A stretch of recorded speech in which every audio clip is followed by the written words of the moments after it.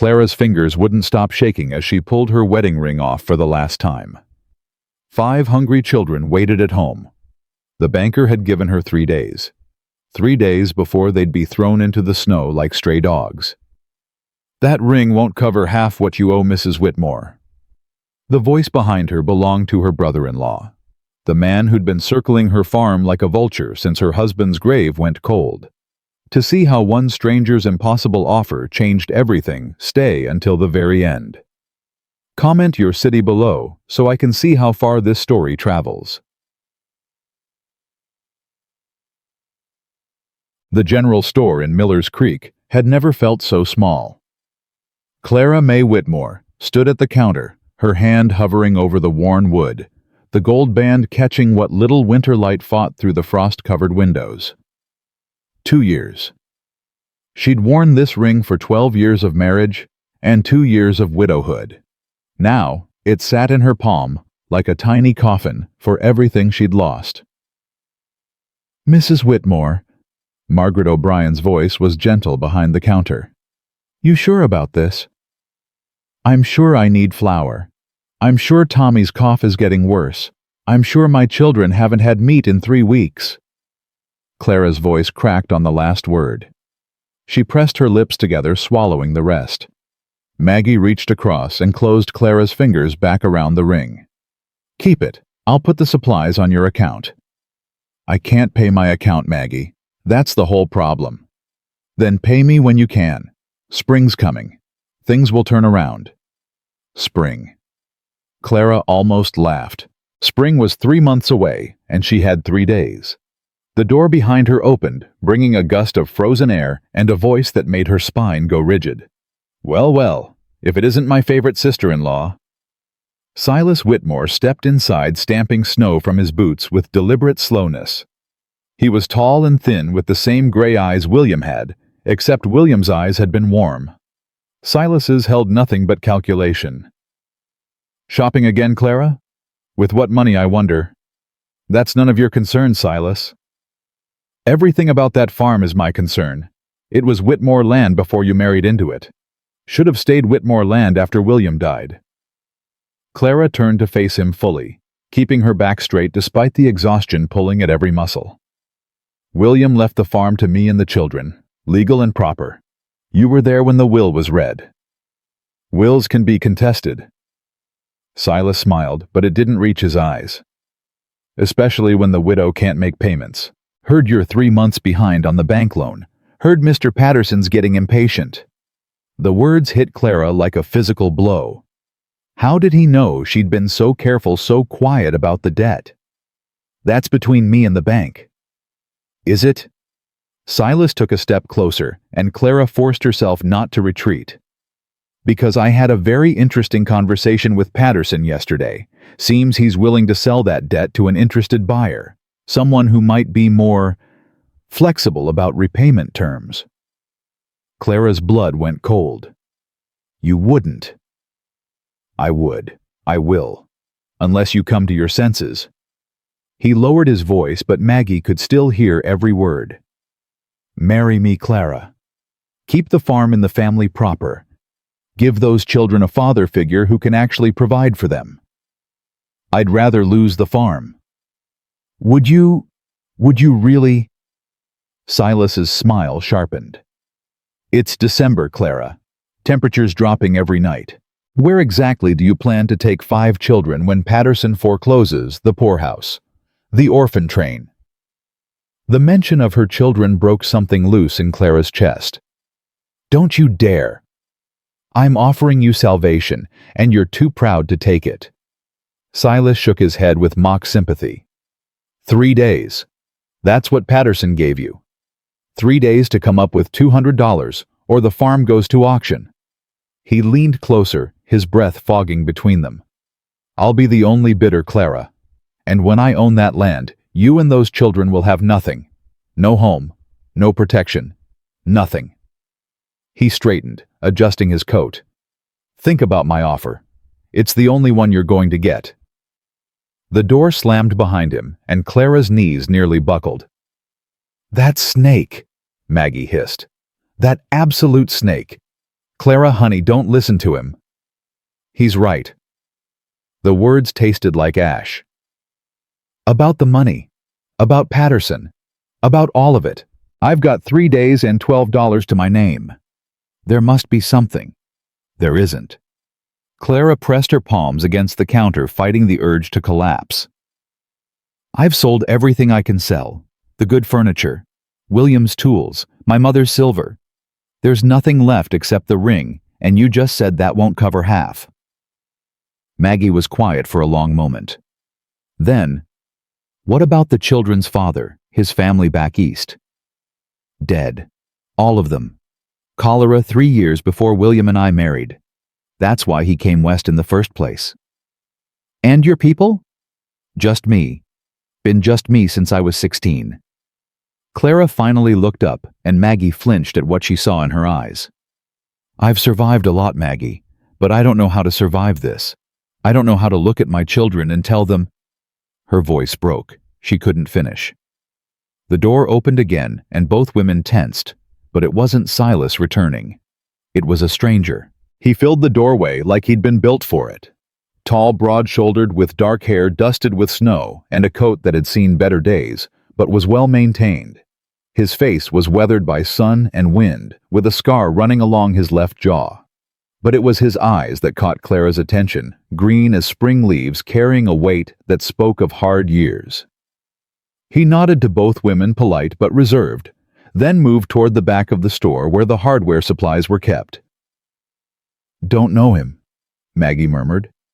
Must be passing through. Clara didn't respond. She was too busy trying to hold herself together, too busy calculating how many hours she had left before everything fell apart. Clara. Maggie's hand covered hers. Go home to your babies. I'll figure something out. There's got to be another way. There isn't. Clara pulled her hand back and tucked the wedding ring into her pocket. Not selling it today felt like a small victory, but small victories wouldn't keep her children warm. Thank you, Maggie, for everything. She was halfway to the door when Maggie called out, At least let me pack you some supplies. Coffee, sugar, some cloth for the little one. Pride told Clara to refuse. Motherhood told her to accept. Motherhood won. While Maggie gathered items, Clara stood near the window watching the street. Snow was falling again, soft and relentless.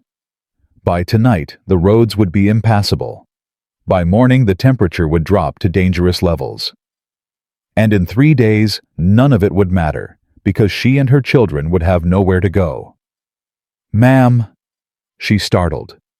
The stranger had approached without her noticing, impressive for a man his size. I apologize. He said, his voice low and careful. Didn't mean to eavesdrop, but I couldn't help overhearing your conversation. Clara's defenses snapped up like a shield. That conversation was private. It was, and I'm sorry for intruding. He held up both hands, palms out, showing he meant no threat. But the man who was just in here, tall, gray eyes, coat with silver buttons, he's your brother-in-law. What's it to you? Nothing yet, but I know his type.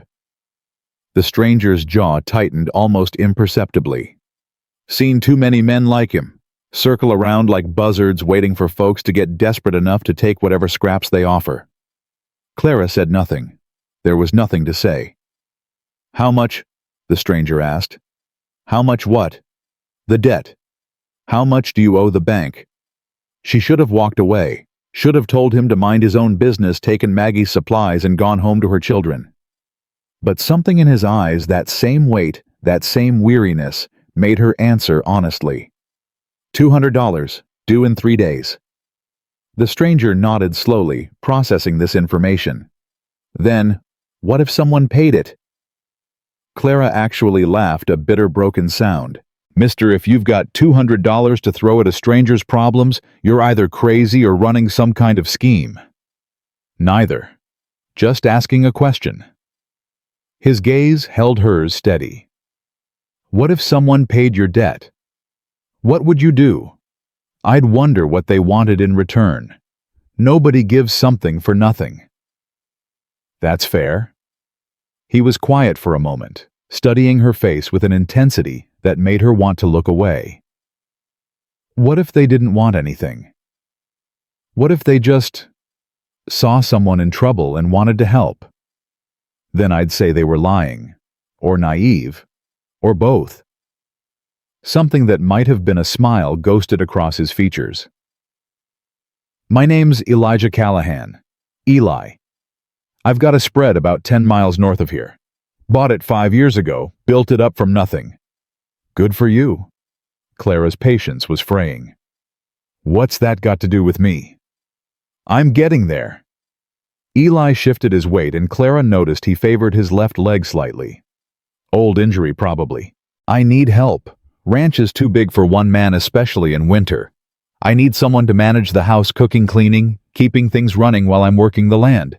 Been looking for someone reliable. So hire someone. I'm trying to. His eyes met hers again, and Clara realized with a start that he was offering her a job. Room and board for you and your children. Fair wages on top of that.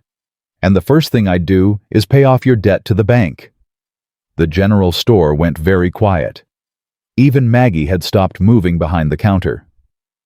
You're joking, Clara finally said. I'm not. You don't know me. You don't know anything about me. I know you've got 5 children and a vulture of a brother-in-law trying to take everything you have. I know you were about to sell your wedding ring to buy flour. I know you're scared out of your mind, but you're standing here with your back straight anyway. Eli's voice gentled. That tells me enough. Clara's mind raced, searching for the trap. There was always a trap. Men didn't offer this kind of help without expecting something in return. What do you really want? She demanded. And don't tell me nothing. That's not how the world works. You're right. It's not. Eli was quiet for a long moment. My mother died when I was young. My father was a drunk who took his failures out on her. I watched her suffer for years before she finally gave up. I swore on her grave I'd never stand by while someone else suffered the same way. Never let someone be trapped when I had the power to help. He met her eyes without flinching. That's what I want, Mrs. Whitmore. To keep a promise I made to a dead woman. To be able to sleep at night, knowing I did the right thing when it mattered. Clara wanted to believe him. God, how she wanted to believe him. But 14 years of hard living had taught her that wanting and trusting were 2 very different things. My children, she said carefully. You said room and board for me and my children. Do you understand what that means? 5 children. 5 mouths to feed, 5 bodies to clothe, 5 sets of noise and chaos and needs. The oldest is 14, the youngest is 4. The boy in the middle is 12 and angry at the whole world. Are you sure you know what you're offering? I understand. Eli's expression didn't waver. I've got a big house, too big for one man rattling around alone. There's room. And if I say no, if I walk out this door and never see you again, then I wish you well and hope you find another way. He paused. But I don't think you will. And I don't think Silas Whitmore is going to give up. He was right. Clara knew he was right. Silas would never stop, not until he had what he wanted. The farm, the control, her. I need to think, she heard herself say. This is too fast. I can't just take the time you need. But Mrs. Whitmore. Eli's voice dropped. You've got 3 days. That's not much time for thinking. He tipped his hat to her and to Maggie, then walked out into the snow, leaving Clara standing in the middle of the store with her heart pounding and her mind spinning. Clara, Maggie's voice was urgent.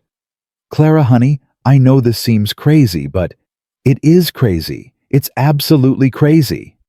Maybe. Maggie came around the counter, taking Clara's cold hands in her warm ones. But I've been in this town 40 years.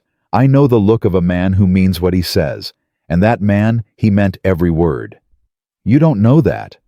No, but I know Silas Whitmore, and I know what happens to women who get trapped by men like him. If there's even a chance this Eli Callahan is genuine. Maggie squeezed her hands. Don't let pride cost you everything, Clara. You've got 5 little ones depending on you. Clara closed her eyes.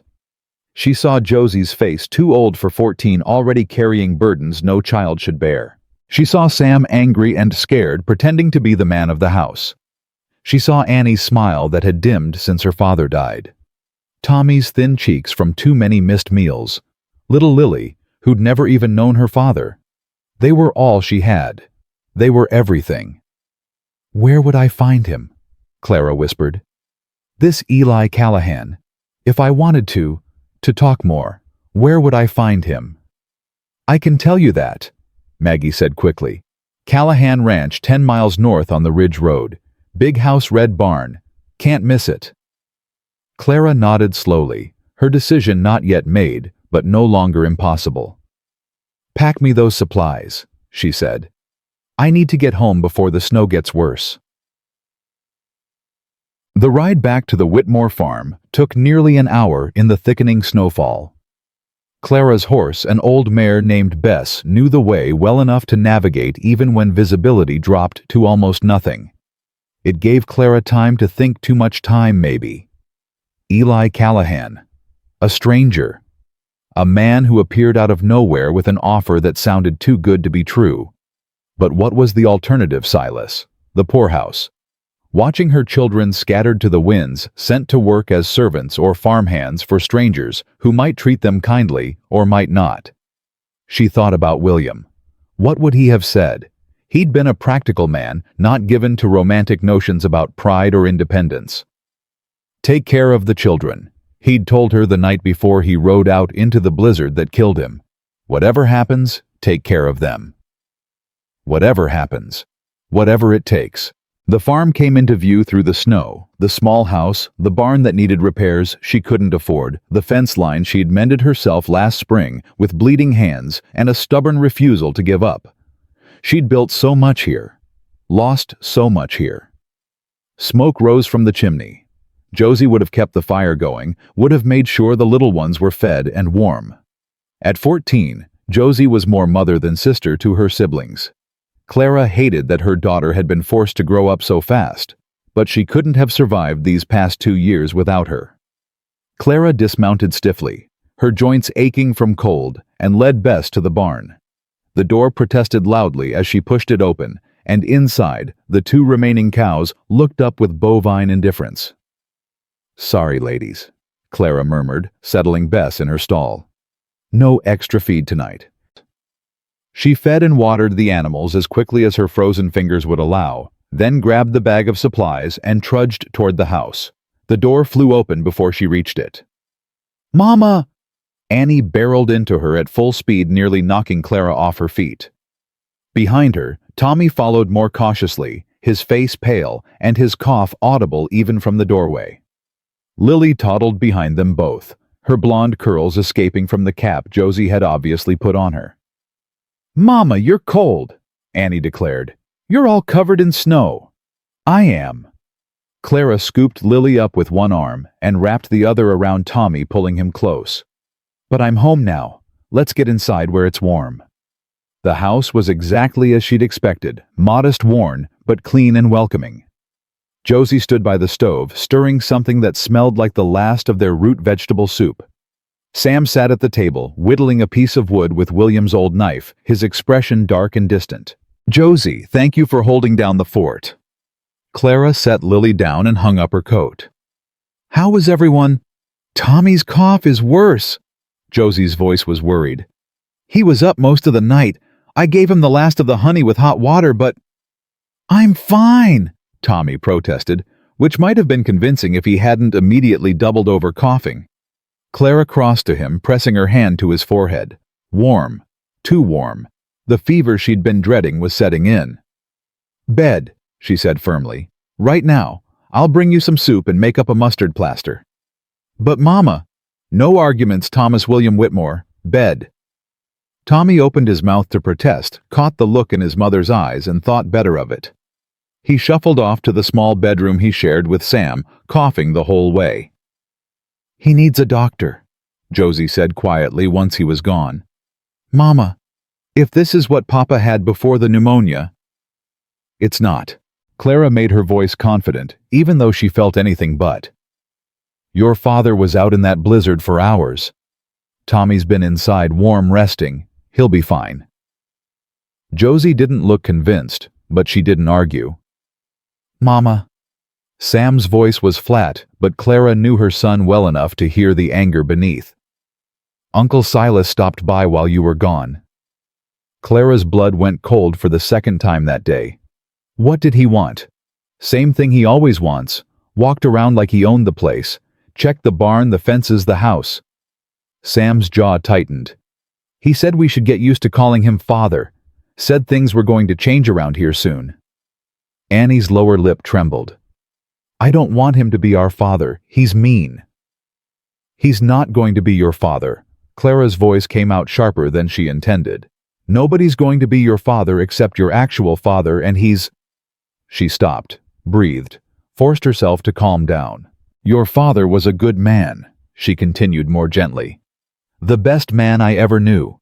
And nobody's going to replace him, especially not Silas Whitmore. Then how are we going to keep the farm? Sam's eyes met hers challenging. I know about the debt, Mama. I'm not stupid. I know we're going to lose everything. The room went silent. Josie stopped stirring. Annie's eyes went wide. Even Lily seemed to sense the tension, her thumb creeping toward her mouth. Clara sank into the nearest chair, suddenly too tired to stand. Yes, she said. We owe money to the bank. A lot of money. And if we can't pay it, we'll lose the farm. I can get a job, Sam said immediately. The Miller Ranch is always looking for hands. I can ride as well as any grown man. I can... No. Clara's voice was firm. You're 12 years old, Samuel. You're not working someone else's ranch. But... I said no. She met his eyes, seeing so much of William in him, the stubbornness, the fierce need to protect his family. I'm your mother. It's my job to take care of this family, not yours. You're a child. You should be going to school, playing with your friends, being young, not working like a grown man. There's no school in winter, Sam muttered. And I don't have any friends. Not since... He stopped, but Clara knew what he wasn't saying. Not since Pa died. Not since they became the poor Whitmores, the struggling Whitmores, the Whitmores everyone pitied, and no one helped. Something happened today, Clara said slowly. In town, I met someone who might be able to help us. 4 pairs of eyes fixed on her instantly. Even Lily looked up from her thumb. Who? Josie asked. Mama, who could possibly help everyone we know, is as poor as we are. A stranger. A rancher from north of here. His name is Eli Callahan. Never heard of him, Sam said suspiciously. Neither had I. But he... Clara struggled to find the right words. He offered me a job, housekeeping at his ranch, room and board for all of us. And he said he'd pay off the debt, the whole thing. Silence. Then, why? Sam's voice was sharp with distrust. Why would a stranger pay off our debt? What does he want? He says he just wants to help, that he saw someone in trouble and wanted to do the right thing. People don't do that. Sam shook his head. Nobody does something for nothing. Papa always said, I know what Papa said. Clara's patience was wearing thin. And maybe this man wants something. Maybe there's a catch I haven't figured out yet. But Sam, what are our other options, Silas? The poorhouse splitting up. The last 2 words hit the room like a physical blow. Annie let out a small whimper. Josie went pale. We can't split up, Josie whispered. Mama, we can't. I don't want us to. But if we lose the farm and we have nowhere to go? Clara spread her hands helplessly. I'm one woman with 5 children. Who's going to take us all in? No one. They'd take Lily. Maybe she's young enough to be raised fresh. They'd send Tommy and Sam to work on farms somewhere. And you girls would end up in service to some family that needs kitchen help or nursemaids. Annie was crying openly now. Lily had picked up on the fear and was wailing. Even Sam's defiant expression had cracked, revealing the scared child underneath. "Is that what you want?" Clara asked quietly. "Because that's what happens if I say no to this stranger's offer. That's what happens if I let pride make this decision instead of common sense." "But Mama," Josie's voice trembled. "What if he's worse than Uncle Silas? What if he's cruel? What if—" "Then we leave. He made that clear. It's a work arrangement, not indenture. I can quit any time I want. We wouldn't be trapped." "You believe that?" Clara thought about Eli Callahan's eyes, about the weight in them, the weariness, the careful way he'd spoken about his mother, about the way he'd given her space, hadn't pressured, hadn't demanded an answer. "I don't know what I believe," she admitted. "But I know I'd rather take a chance on a stranger who might be kind than a certainty on a relative who definitely isn't." The fire crackled in the silence. Outside, the wind had picked up, howling around the corners of the house like a living thing. "When do you have to decide?" Josie asked finally. "3 days. That's when the debt comes due." "Then you should go talk to him again." Josie squared her shoulders, looking far older than 14. "Go to his ranch, see what it's like, talk to him more, then decide." "I can't leave you all alone that long. Not with Tommy sick and Silas." "I can handle Uncle Silas." Sam's chin lifted. "If he comes back, I'll tell him you're not home and he should leave." "Sam." "Mama." Sam's voice was deadly serious. "I'm not a little kid anymore. I can't work a ranch yet, fine. But I can protect my family while you're gone. That's something." Clara looked at her son, her fierce, angry, loyal son, and felt her heart crack a little more. "One day," she said, "I'll leave tomorrow morning, look at the ranch, talk to Mr. Callahan, and be back by nightfall. Can you all manage for one day?" Josie and Sam exchanged glances. "We can manage," Josie said. "Mama." Annie's tear-stained face looked up at her. "If we go to this new ranch, can I bring Biscuit?"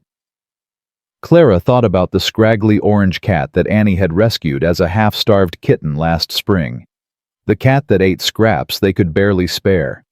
The cat that slept on Annie's pillow every night and was the only thing that made her daughter smile anymore. "Yes, baby, you can bring Biscuit." Annie's face lit up like the sun coming out from behind clouds. It was the first real smile Clara had seen from her in weeks. "Okay," Annie said, as if that settled everything. "Then let's go to the new ranch." Clara pulled her daughter close, breathing in the smell of her hair, feeling the small, warm weight of her against her chest. Maybe this was crazy. Maybe Eli Callahan was exactly what he seemed. Or maybe he was something much worse. Maybe she was about to make the biggest mistake of her life, or maybe she was about to save her family. She wouldn't know until she tried. "Tomorrow," she said, her voice steadier than she felt. "Tomorrow, everything changes." Outside, the storm howled on, burying the world in white, erasing the old paths and covering everything in a blank slate of snow. A new beginning, Clara thought. Or an ending. Only time would tell which. Clara left before dawn, when the sky was still black and the cold bit through every layer she wore. Josie stood in the doorway, Lily on her hip, watching with eyes too old for her young face. "Be careful, Mama." "I will. Lock the door behind me. Don't open it for anyone except me." "What if Uncle Silas comes?" "Tell him I went to town for medicine for Tommy. Tell him nothing else." Clara pulled her daughter close, breathing in the familiar scent of her. "I'll be back before dark. I promise." The ride north was brutal. Snow had fallen throughout the night, and Bess struggled through drifts that reached nearly to her belly. Clara's fingers went numb within the first mile. By the third, she couldn't feel her toes, but she kept going. What choice did she have? The sun rose slowly, a pale disk behind heavy gray clouds offering light but no warmth. Clara followed the ridge road as Maggie had directed, watching for landmarks that were half buried in white. She almost missed this turnoff. Would have if not for the gate. It was a proper gate, well maintained, with Callahan Ranch carved into the crossbeam. Beyond it, a road had been cleared recently, from the looks of it, leading toward a cluster of buildings in the distance. Clara paused at the gate, her heart hammering. This was it, the moment of truth. She urged Bess forward. The main house emerged from the snow like something out of a dream.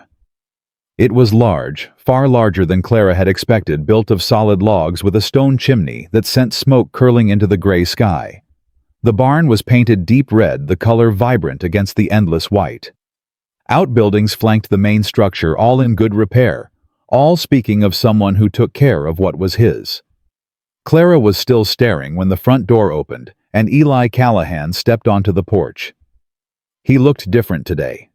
Less like a stranger, more like a man in his element. He wore a heavy sheepskin coat and well-worn boots, his dark hair uncovered despite the cold. When he saw her, something shifted in his expression, surprise maybe, or relief. "Mrs. Whitmore." He came down the steps, moving carefully on the icy ground. "You came." "I said I'd think about it. Thinking requires more information." "Fair enough." He reached for Bess's bridle, steadying the horse. "Let's get her warmed up. You too, by the looks of it. You're half frozen."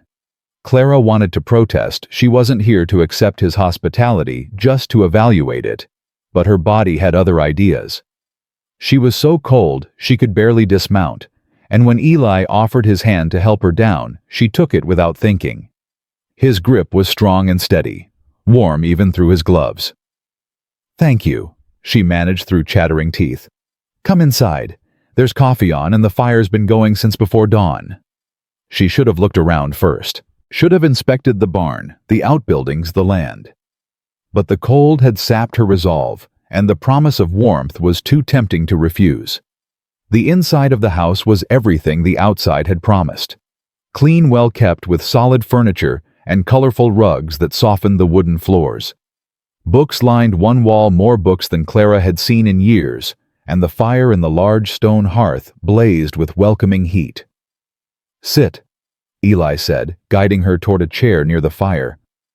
"I'll get that coffee." Clara sank into the chair, too frozen to argue.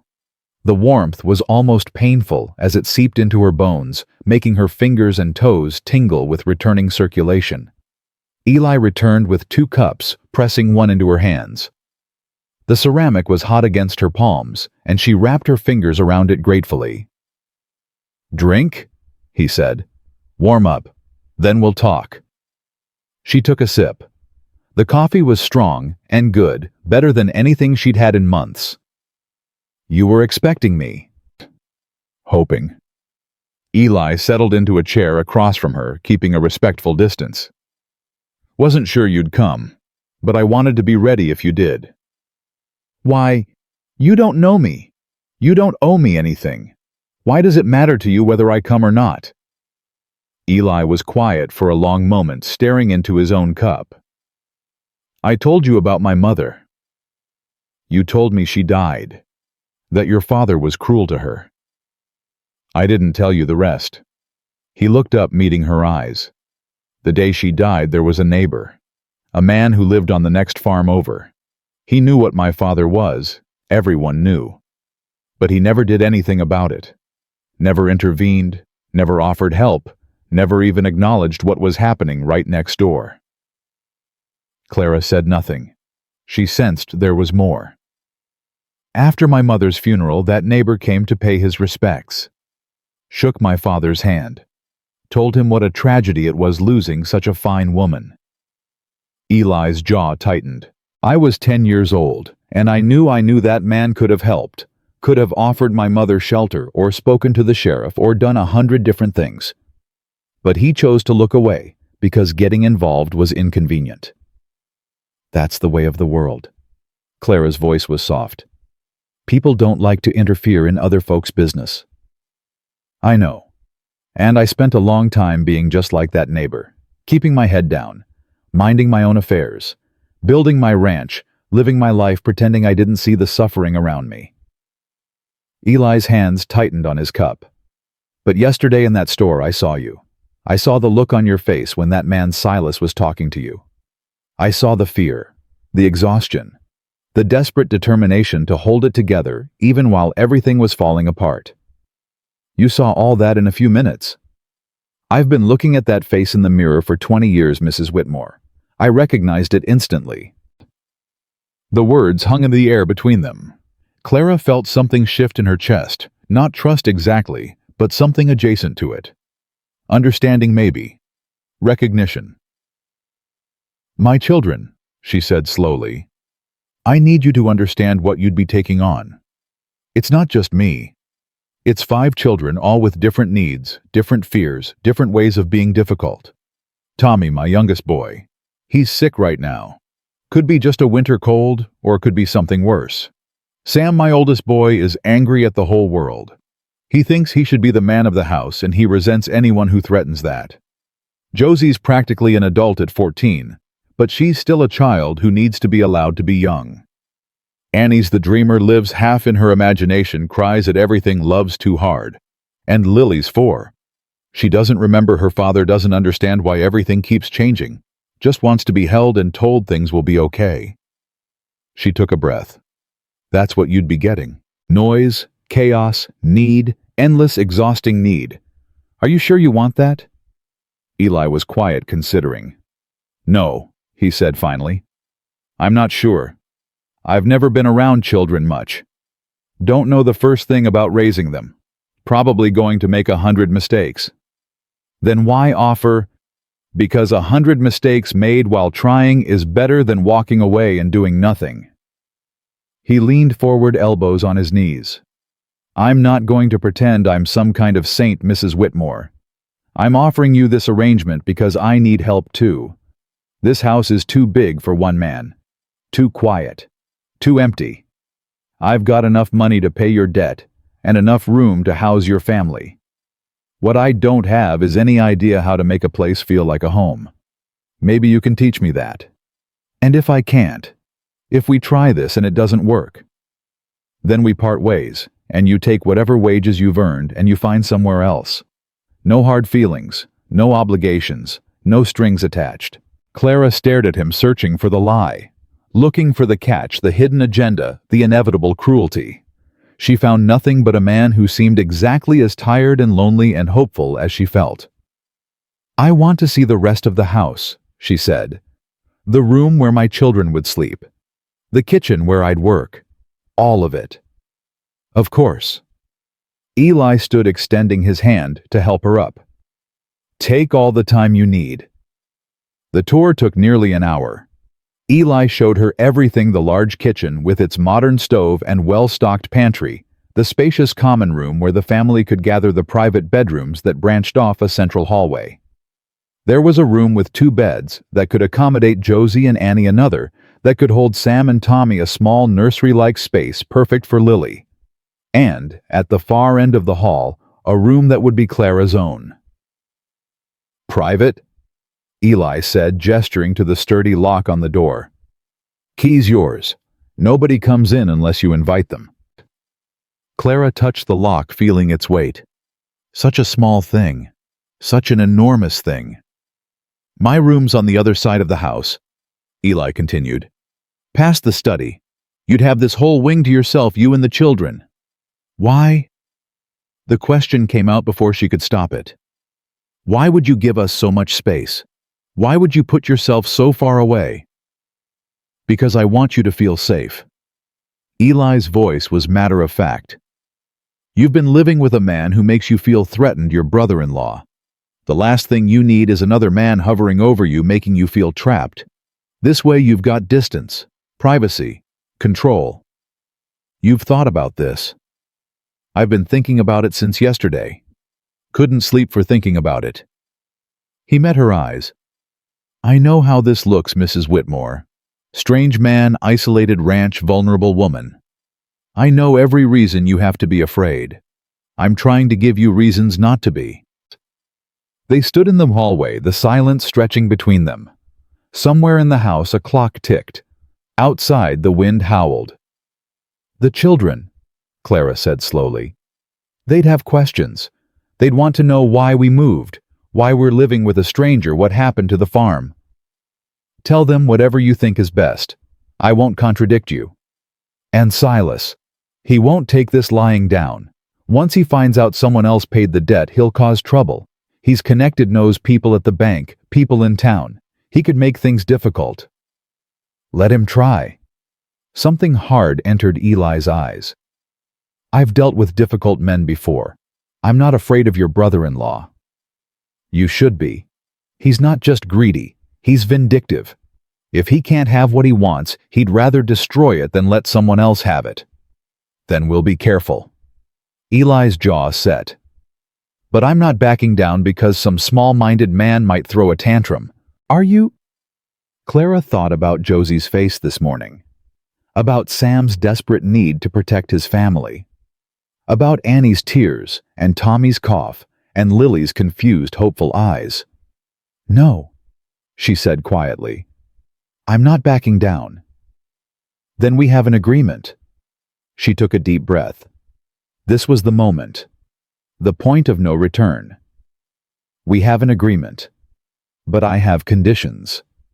Name them. First, my children come first, always. If there's ever a conflict between what you need and what they need, they win. No exceptions. Agreed. Second, I work for you.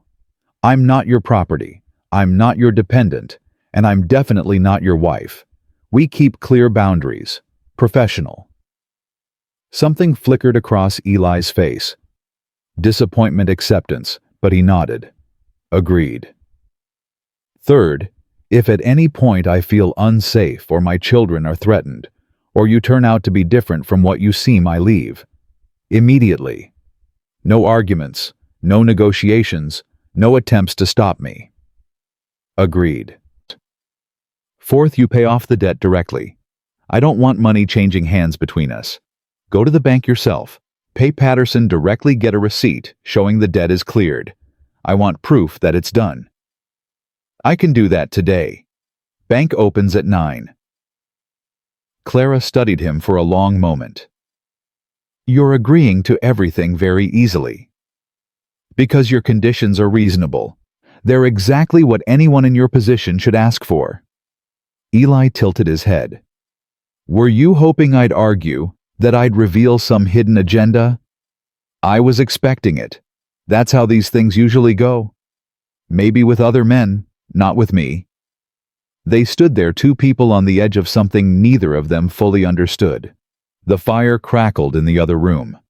The wind continued its assault on the windows. I need to get back to my children, Clara said finally. Tommy's sick. I shouldn't be away too long. I'll ride with you. That's not necessary.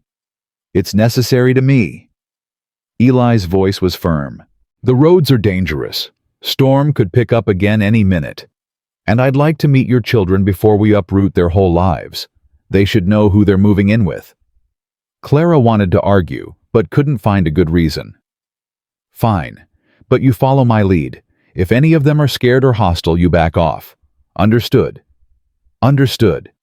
They prepared to leave, bundling up against the cold, checking that the horses were ready for the journey. As Eli led his mount, a large gray gelding, from the barn, Clara found herself studying him with new eyes. He moved like a man accustomed to hard work. No wasted motion, no awkwardness. His hands were gentle, with the horse murmuring words she couldn't hear, patting the animal's neck with easy affection. What's his name? She asked. Your horse. Solomon. Had him since he was a colt. He's getting on in years now, but he's still the steadiest mount I've ever had. Bess is the same for me. My husband bought her the year we got married. She's carried me through everything since. They rode in silence for a while, side by side, when the road allowed single file. When snowdrifts forced them into a narrow path. The world was white and gray, and silent, muffled by snow that continued to fall in lazy spirals. Tell me about your husband, Eli said eventually, if you don't mind. Clara considered the question. William was a good man, steady, reliable, not exciting or romantic, but solid. The kind of man who did what he said he'd do and never complained about it. How'd he die? Blizzard 2 years ago, almost to the day. Some of the cattle got loose and he went after them. The storm was worse than anyone expected. He got turned around, couldn't find his way home. Clara's voice remained even practiced. She'd told this story too many times for it to hurt the way it used to. They found him 3 days later, frozen. Still had the lead rope in his hand. He'd found the cattle, but... I'm sorry. Don't be. He died doing what he thought was right, protecting what was his. That's who he was. Clara stared ahead at the white road. The worst part isn't that he died. The worst part is that the cattle got loose because the fence was rotten and we couldn't afford to fix it. He died because we were too poor to replace some wooden posts. Eli was quiet for a long moment. That's not why he died. He died because a storm came, and he made a choice. Don't put that guilt on yourself. Guilt's a hard thing to shake. Believe me, I know. Something in his voice made Clara look at him more closely. The war? Eli's jaw tightened. Among other things. You don't have to talk about it. Maybe someday. He glanced at her briefly. For now, let's just focus on getting you and your children settled. One crisis at a time. The Whitmore farm came into view as the sun reached its weak midday peak. Smoke still rose from the chimney, and Clara felt relief flood through her. They were still there, still safe. But as they drew closer, she saw something that made her blood run cold. Another horse was tied to the fence post. A horse she recognized. Silas, she breathed. Eli's expression hardened. Stay here. Like hell I will. Clara urged Bess forward, her heart pounding. Those are my children in there. They reached the house together, dismounting quickly. Clara was up the porch steps before Eli had finished tying Solomon, and she threw open the door without bothering to knock. The scene inside made her stomach drop. Silas stood in the center of the room, his back to the fire, his coat still on. Josie stood between him and the younger children, her face pale but determined. Sam flanked his sister, his hand on the knife at his belt. Annie clutched Lily behind them, tears streaming down her face. And Tommy. Where was Tommy? There she is. Silas's voice was smug. The prodigal mother returns. I was just explaining to your children that things are about to change around here. Get out! Clara's voice shook with rage. Get out of my house right now. Your house! Silas laughed. For how much longer? 2 days less, face facts. Clara, this property is as good as mine. I'm just getting an early start on the transition. The children told you to leave. Sam's voice was tight. They told you Mama wasn't here and you should go. And I told them that I'd wait. Silas smiled, but it didn't reach his eyes. Family takes care of family, doesn't it? I was worried about my nieces and nephews all alone out here in the storm. Tommy? Clara's voice came out strangled. Where's Tommy? In bed. Josie's voice was strained. I wouldn't let Uncle Silas go back there. He was too sick for visitors. Visitors? Silas scoffed. I'm not a visitor. I'm family. You're leaving. A new voice cut through the tension, deep, steady, and absolutely cold. Eli stepped into the doorway behind Clara, his presence filling the frame. His hand rested casually at his side, but there was nothing casual about his posture. He looked like a man ready for violence and entirely unafraid of it. Silas's eyes narrowed. And who the hell are you? Name's Eli Callahan. I'm the man who just paid off Mrs. Whitmore's debt to the bank. The words landed like a thunderclap. Silas's face went pale, then red, cycling through shock and rage in rapid succession. You're lying. Am I? Eli's voice was dangerously soft. Ride into town and check with Patterson if you don't believe me. He's got a receipt with my name on it, every penny paid in full. That's not possible. That debt was supposed to be mine. I had an arrangement. Arrangements change. Eli took a step forward and Silas took an involuntary step back. What doesn't change is this. You're trespassing on private property. Mrs. Whitmore asked you to leave. I'm asking you to leave. If you don't start moving in the next 30 seconds, I'll remove you myself. You can't threaten me. I'm a respected member of this community. I have connections. I'm sure you do, but none of those connections are here right now. Are they? Eli's eyes never wavered from Silas's face. It's just you and me, and a woman you've been terrorizing. So here's what's going to happen. You're going to walk out that door. You're going to get on your horse, and you're going to ride away and never come back to this property again. This isn't over. Maybe not, but today is. Eli's voice dropped even lower. 20 seconds, Whitmore. For a long moment, Silas stood, frozen hatred burning in his eyes. Then slowly he began to move toward the door. You've made a mistake, he said to Clara as he passed her. Both of you have. This stranger won't save you. Nobody saves anybody in this world. Sooner or later you'll learn that. 15 seconds, Eli said. Silas left, slamming the door behind him. Through the window, Clara watched him mount his horse and ride away, his back rigid with fury. Only when he was out of sight did she let herself breathe. Mama? Annie's small voice broke the silence. Mama, is the bad man gone? Clara turned to her children, her brave, terrified children, who had stood their ground against a man 3 times their size, and felt her heart crack open. He's gone, baby. He's gone. She crossed the room and gathered them all close, Josie and Sam and Annie and Lily, holding them tight, feeling their bodies tremble against hers. They'd been so scared, so alone, and she hadn't been here to protect them. I'm sorry, she whispered.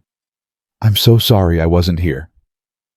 We handled it, Sam said, his voice still rough with defiance. We didn't let him near Tommy. You did good, all of you. Clara pulled back, looking at each of them in turn. I'm so proud of you. Mama. Josie's voice was hesitant. She was looking past Clara toward where Eli still stood by the door. Who is that man? What did he mean about paying the debt? Clara took a deep breath. This was the moment she'd been dreading. The explanation. The uncertain future. The leap of faith. This is Mr. Eli Callahan. He's the man I told you about last night.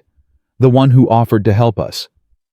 She paused, feeling the weight of 4 pairs of eyes. 5, she corrected, thinking of Tommy in the back room. He's paid off what we owe the bank. The farm is safe now. But... Sam's eyes narrowed. What does he want in return? He's offered me a job. Housekeeping at his ranch north of here. Room and board for all of us. You mean we'd leave? Annie's voice wobbled. Leave our house? We'd be going somewhere safe, somewhere Silas can't bother us anymore, somewhere with enough food and warmth, and this is our home. Sam's voice was sharp. Papa built this house. He's buried in the back field. We can't just leave him. Clara felt tears prick at her eyes. She'd expected this argument from Sam, had been dreading it. But before she could respond, Eli spoke.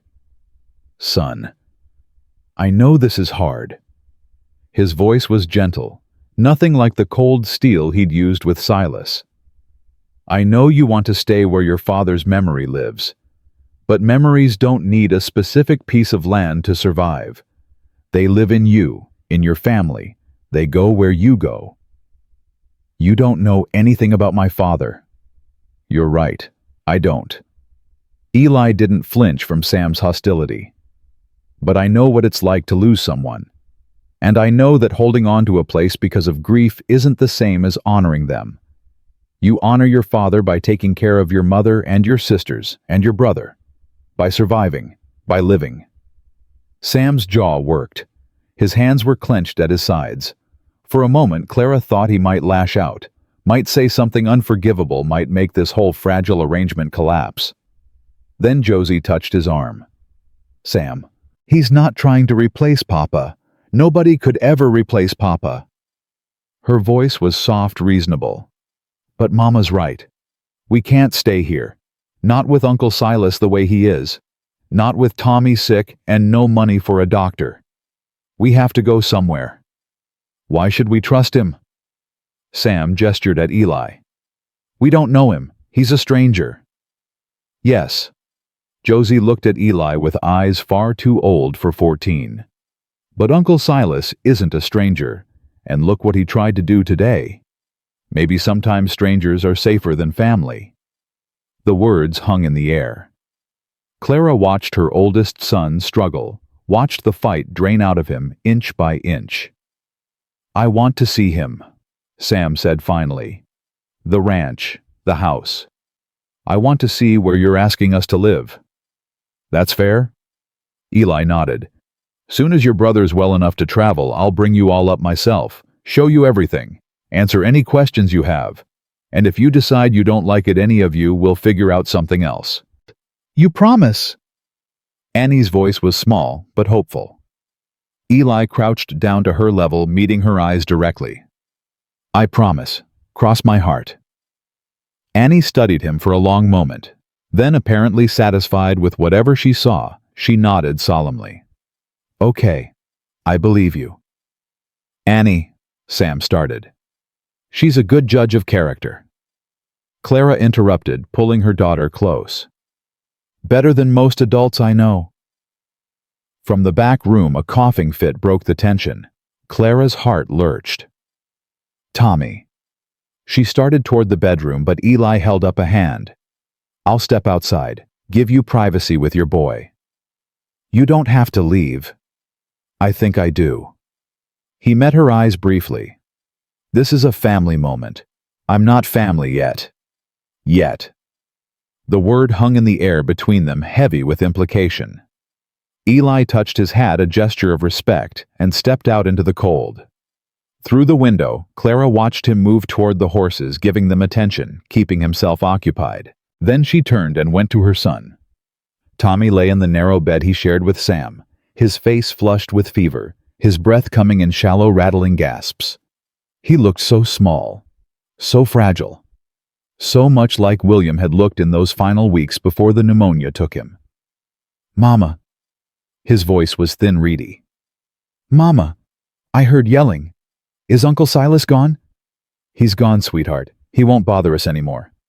I wanted to help, wanted to stand with Sam and Josie, but I couldn't get up. My legs were too tired. You needed to rest. That's exactly what you should have been doing. Clara sat on the edge of the bed, pressing her hand to his forehead. Still too warm. Still too weak. How do you feel? Tired. Everything hurts. Tommy's eyes searched her face. Am I gonna die like Papa? The question hit Clara like a physical blow. She forced her voice to stay steady, forced the terror down where Tommy couldn't see it. No, baby. You're not going to die. You've got a cold, that's all. We're going to get you medicine and rest and good food, and you're going to be just fine. Promise? I promise. She stroked his hair back from his damp forehead. Now close your eyes. Try to sleep. When you wake up, things are going to be different. Better. Tommy's eyes fluttered closed. Within moments, his breathing had evened out into something approaching sleep. Clara sat with him for a long time, watching the rise and fall of his chest, counting each breath like a prayer. He was so young, so innocent. He'd already lost so much. She couldn't lose him too. She wouldn't survive it. When she finally emerged from the bedroom, she found her other children gathered around the table, speaking in hushed voices. Eli was still outside, visible through the window, standing with his back to the house. I'm going to do it, Clara announced. We're going to accept Mr. Callahan's offer.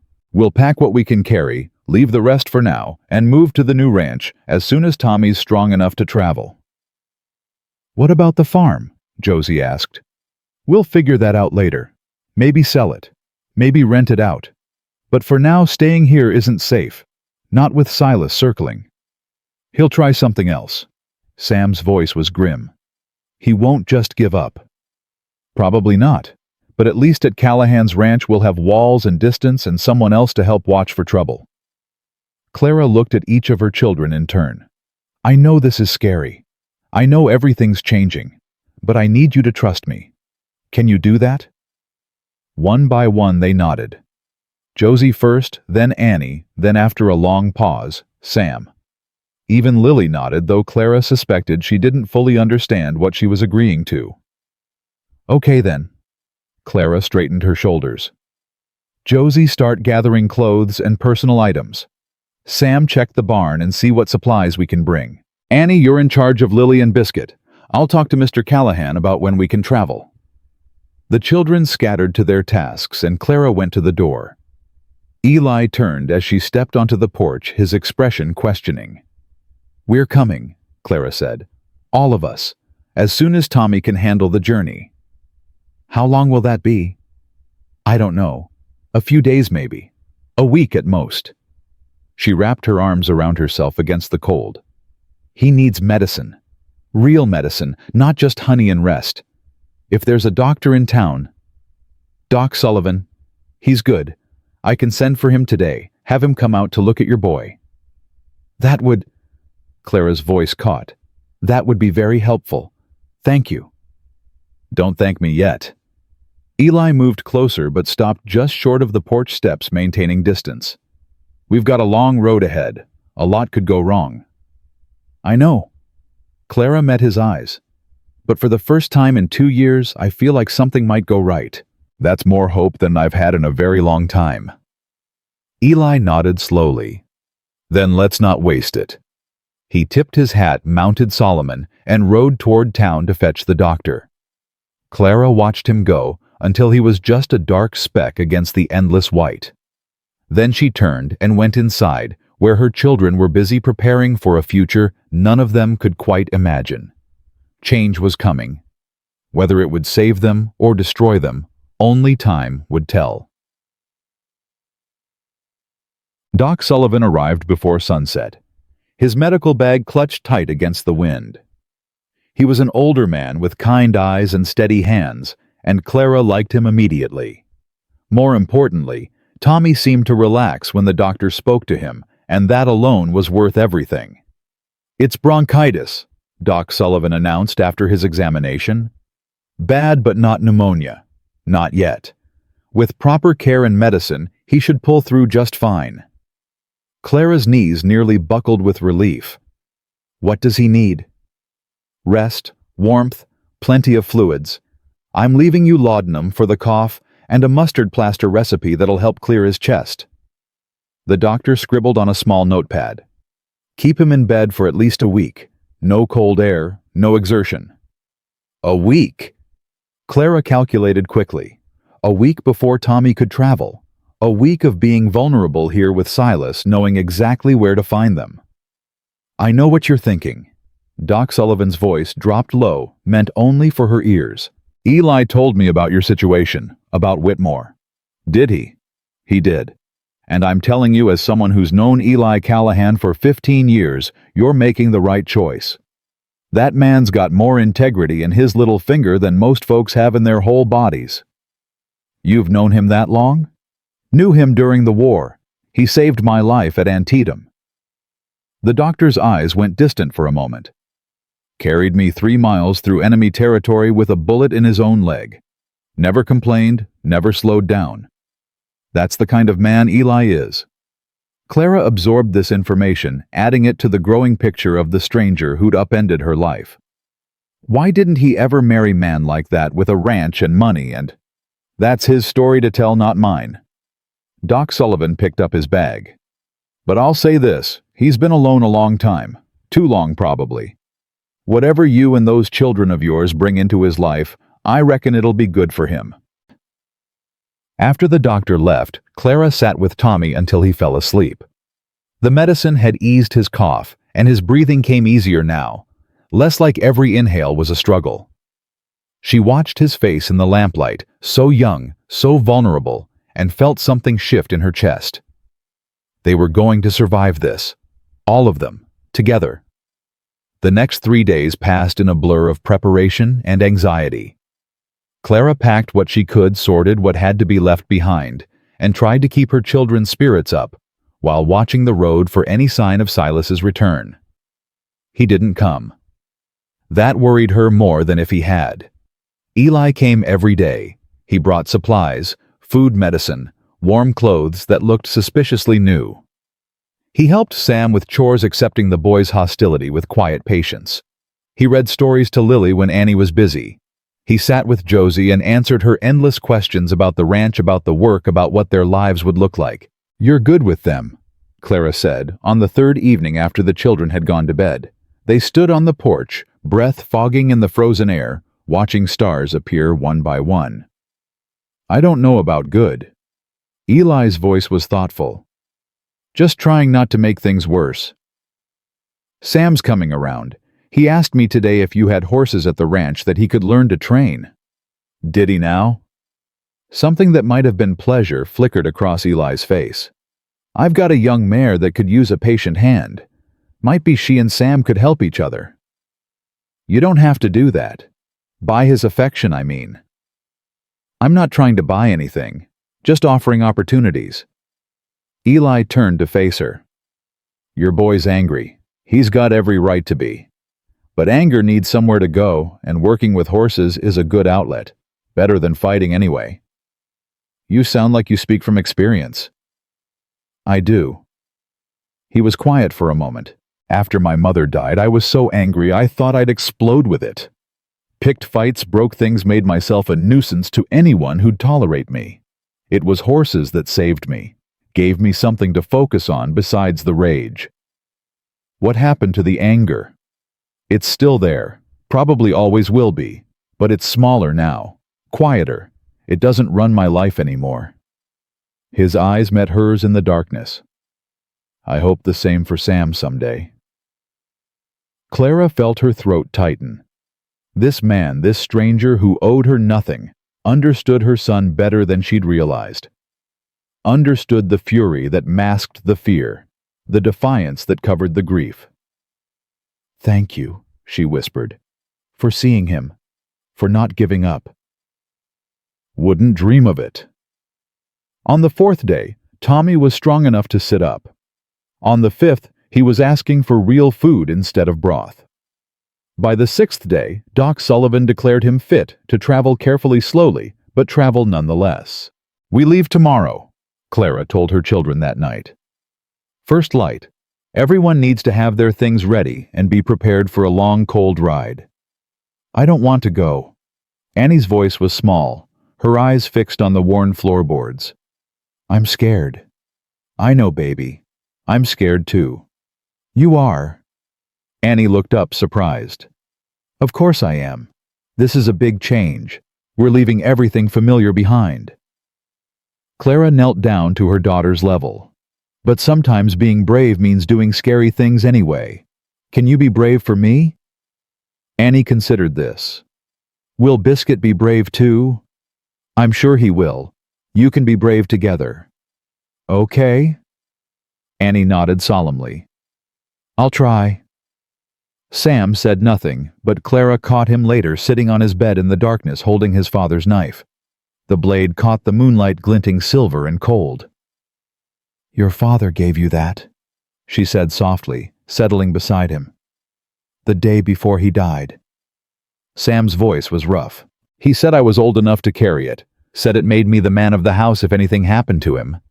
And you've been trying to be that ever since. Someone has to protect this family."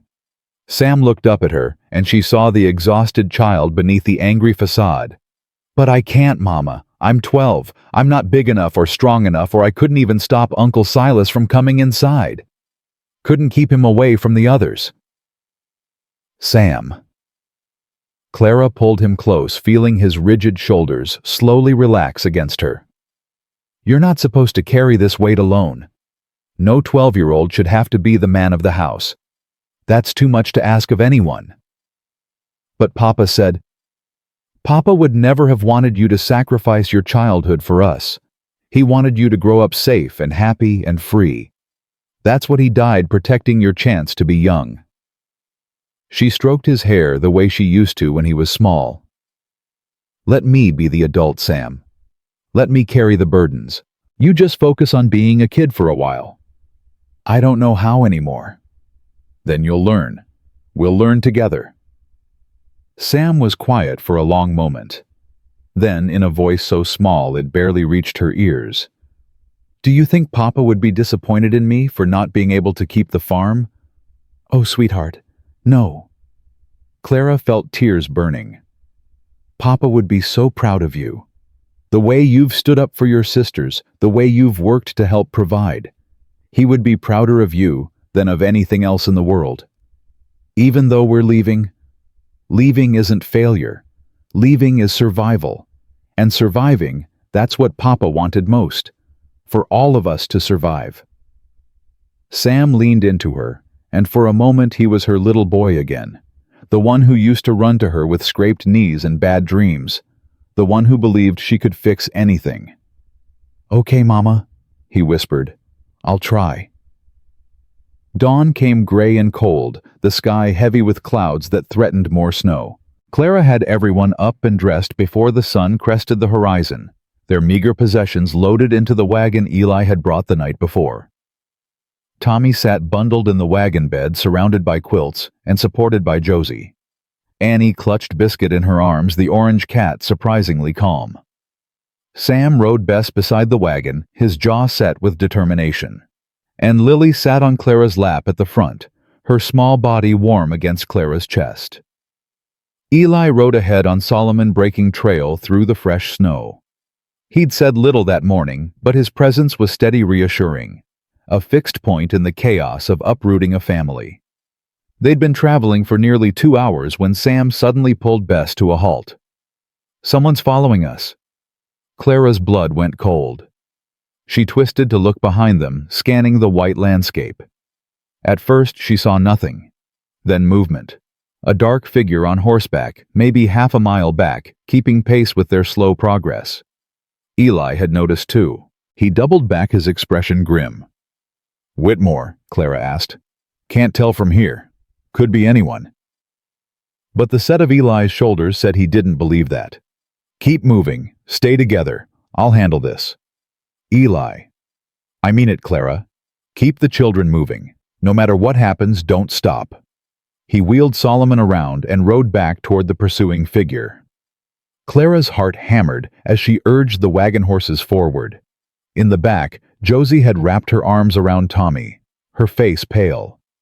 Annie was crying silently, tears freezing on her cheeks. Even Sam looked scared, his hand on his father's knife knuckles white. "It's going to be okay," Clara said, not knowing if it was true. "We're going to be okay." Minutes crawled by. The wagon moved painfully slow through the deep snow, each step an eternity. Clara kept looking back, straining to see what was happening behind them. She heard the gunshot before she saw anything. A single crack, sharp and clear in the frozen air. "Mama!" Annie screamed. "Don't stop!" Clara forced out, her voice shaking. "We don't stop!" But Sam had already turned. Bess was already riding back toward the sound. "Samuel Whitmore, don't you dare!" He didn't listen. Of course he didn't. He was his father's son, rushing toward danger when he should run away. "Josie!" Clara thrust Lily into her oldest daughter's arms. "Take the reins. Keep moving north. You'll see the Gate Callahan Ranch. Don't stop for anything." "Mama, what are you?" But Clara was already gone, jumping down from the wagon, running back through the snow toward her son, toward the gunshot, toward whatever nightmare was unfolding behind them. She found them in a small clearing where the trees thinned. Silas lay on his back in the snow, clutching his shoulder blood seeping between his fingers. His gun lay several feet away, half buried in white. Eli stood over him, his own gun still raised, his expression like carved stone. And Sam had arrived just in time to see it all. "He shot first," Eli said without looking away from Silas.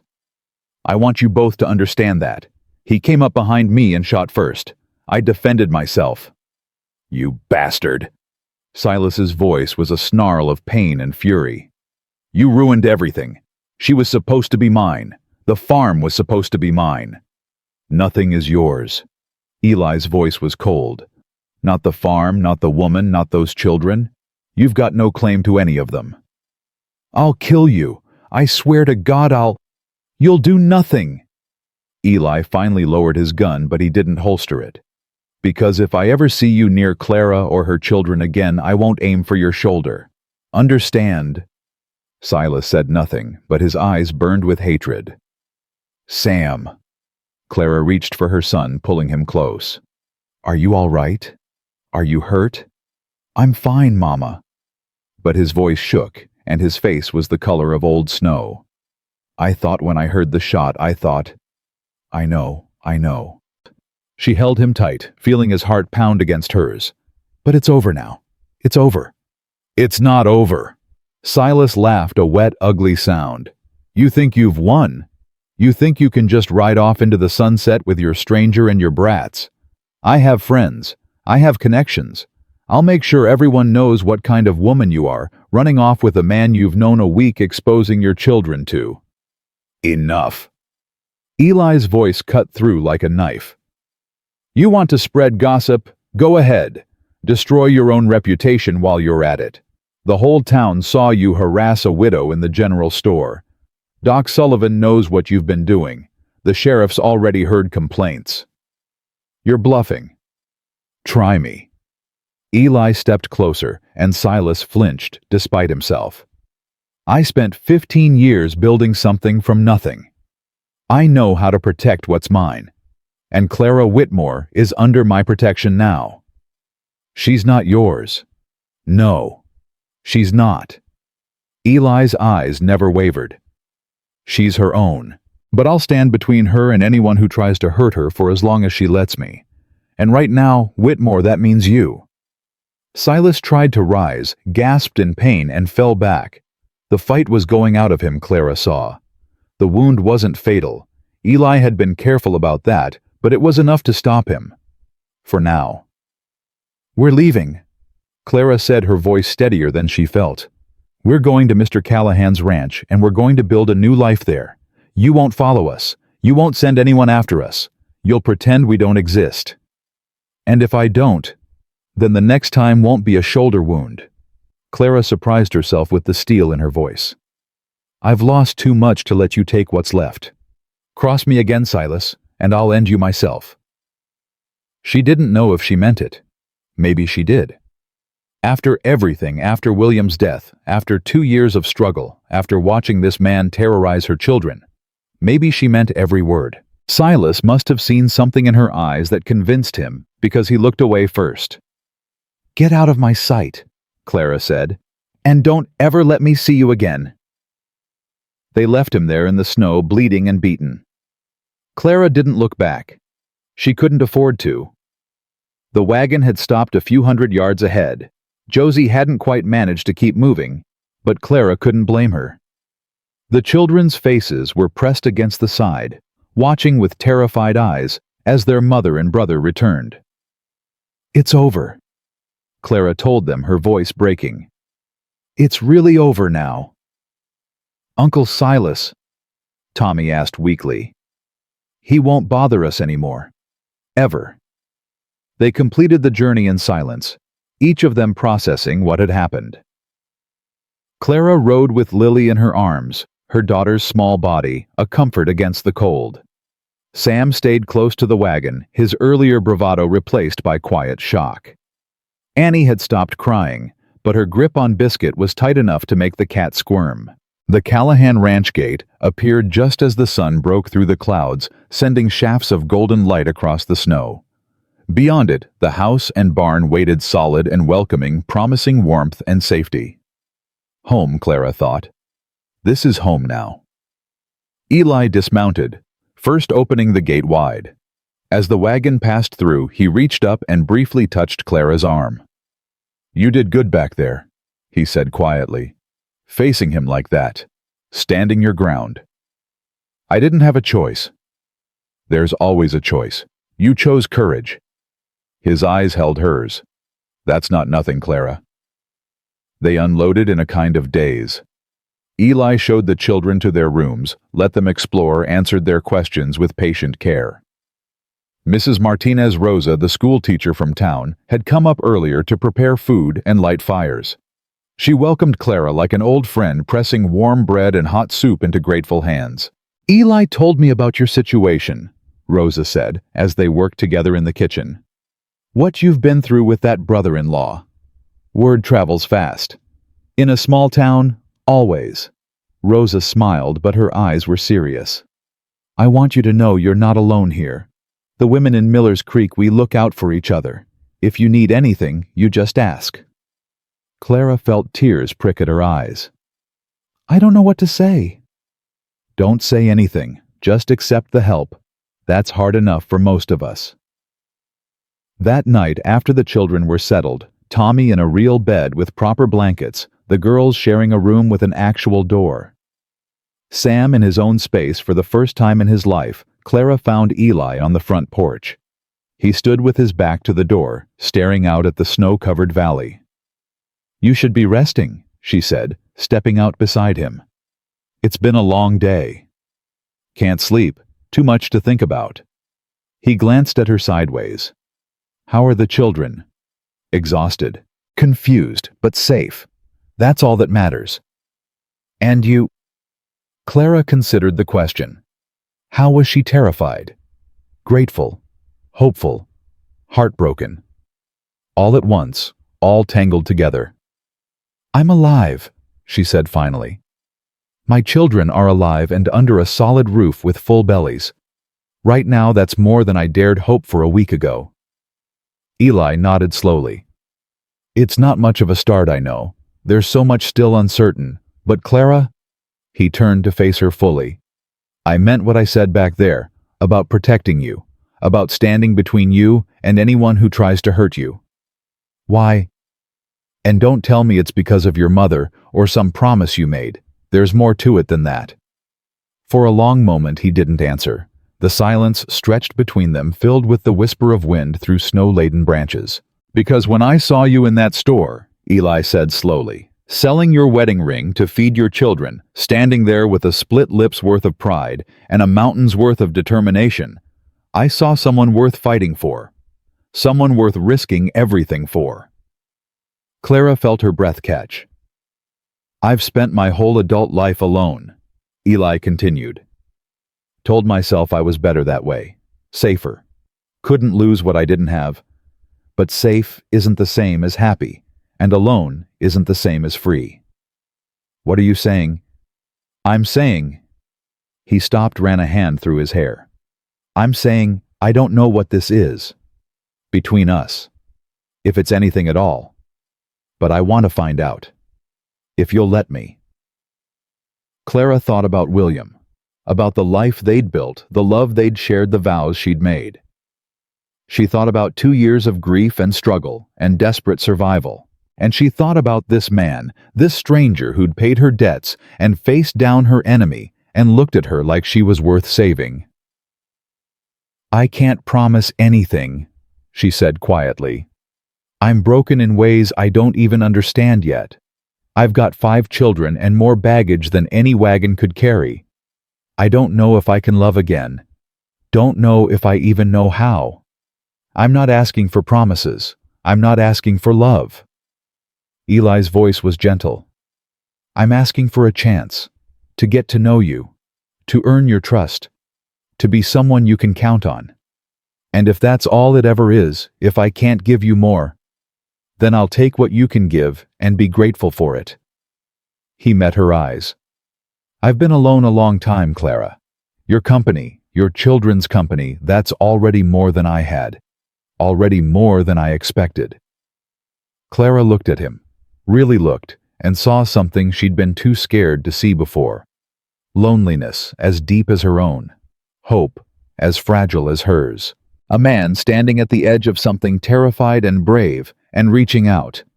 "Okay," she whispered. "Okay. Okay, we try. We see what happens." She took a breath. But slow. Everything slow. The children need stability, not upheaval. They need to feel safe before they can accept anything else. "I can do slow." A ghost of a smile crossed his face. "I've got nothing but time." They stood together in the cold, watching the stars appear one by one. Not touching, not quite, but close enough that Clara could feel the warmth of him beside her. It wasn't love. Not yet. Maybe not ever. But it was possibility. And after everything she'd been through, possibility felt like the most precious gift in the world. Inside the house, Clara could hear Annie's voice, high and excited, showing Lily something in their new room. She could hear Sam asking Josie questions, actually talking for once, instead of brooding in silence. She could hear Tommy coughing, but less than before the medicine doing its work. Her family. Battered and scarred, but alive. Still together. Whatever came next, they'd face it that way. Together. "We should go in," she said finally. "It's cold." "It is." But Eli didn't move immediately. "Clara." "Yes. Thank you. For trusting me. For giving this a chance." She thought about all the reasons she shouldn't trust him. All the ways this could go wrong. All the times she'd been let down by people who'd promised safety. But she also thought about the way he'd faced Silas. The way he'd been with her children. The way he'd asked permission before doing anything given her choices when she'd had none. "Thank you for being worth trusting," she said. And then she went inside to be with her children, leaving Eli alone on the porch, watching the stars wheel overhead in their ancient, unchanging patterns. Tomorrow would bring new challenges, new adjustments, the hard work of building a life from fragments. But tonight, for the first time in 2 years, Clara fell asleep without fear. The first week at Callahan Ranch passed in a blur of adjustment and small discoveries. Tommy's cough faded day by day until his breathing came easy and his cheeks regained their color. Annie found a spot near the kitchen window where Biscuit liked to sleep in the afternoon sun. Lily appointed herself official greeter of the chickens each morning, her delighted giggles echoing across the yard. But it was Sam who surprised Clara most. She found him in the barn on their 4th morning watching Eli work with a young mare. The horse was skittish, tossing her head and dancing sideways whenever Eli approached. But Eli moved slowly, speaking in low tones that Clara couldn't quite hear, and gradually the mare began to settle. "He's patient," Sam said without looking at his mother. "More patient than I expected." Most good things take patience. Papa was patient too. Sam's voice caught. "Remember how he used to train the dogs, would spend hours just sitting with them, letting them come to him?" "I remember." Clara moved to stand beside her son, close enough to touch, but not quite touching. "Your father had a gift with animals. Mr. Callahan says I might have the same gift." Sam finally looked at her, and Clara saw something new in his eyes. Not hope exactly, that was still too fragile, but something like possibility. "He says if I want, he'll teach me to train horses. Real training, not just riding. The kind that takes skill. Would you like that?" Sam was quiet for a moment. "I think Papa would have liked it. He always said horses were the most honest creatures on earth, that you could trust a horse more than most people." "He did say that. So maybe—" Sam's jaw tightened. "Maybe learning to work with them would be a way of keeping him close, even though we're not on his land anymore." Clara felt her heart crack open. Her son, who'd been carrying anger like armor for 2 years, was finally letting himself grieve properly. Finally letting himself feel something besides rage. "I think that's a beautiful idea," she said softly. "It doesn't mean I trust him. Mr. Callahan, I mean. I know. He's still a stranger. He could still turn out to be like Uncle Silas." "He could." Clara didn't believe it, but she understood why Sam needed to say it. "We'll watch. We'll be careful. But we'll also give him a fair chance." Sam nodded slowly. Then, in a voice so quiet, she almost missed it. "He hasn't yelled. Not once. Not even when Lily knocked over the milk bucket yesterday, or when Annie left the barn door open and 2 of the chickens got out. No, he hasn't. Papa never yelled either. No, he didn't." They stood together watching Eli work the mare, and Clara felt something shift between her and her son. Not quite forgiveness, there was nothing to forgive but acceptance. Understanding. A willingness to move forward instead of staying locked in the past. "I'm going to help him," Sam said finally. "With the mare, if that's okay." "It's more than okay." Sam climbed the fence and dropped into the corral, approaching Eli with none of the hostility he'd shown before. Clara watched Eli greet her son, watched him hand Sam a lead rope and begin explaining something, watched her boy's shoulders relax for the first time in months. Maybe, she thought, maybe this could work. The days settled into a rhythm. Clara cooked and cleaned and managed the household with an efficiency born of years of practice. But here, unlike at the old farm, she had help. Eli's house was well stocked with supplies. The kitchen was warm and well equipped.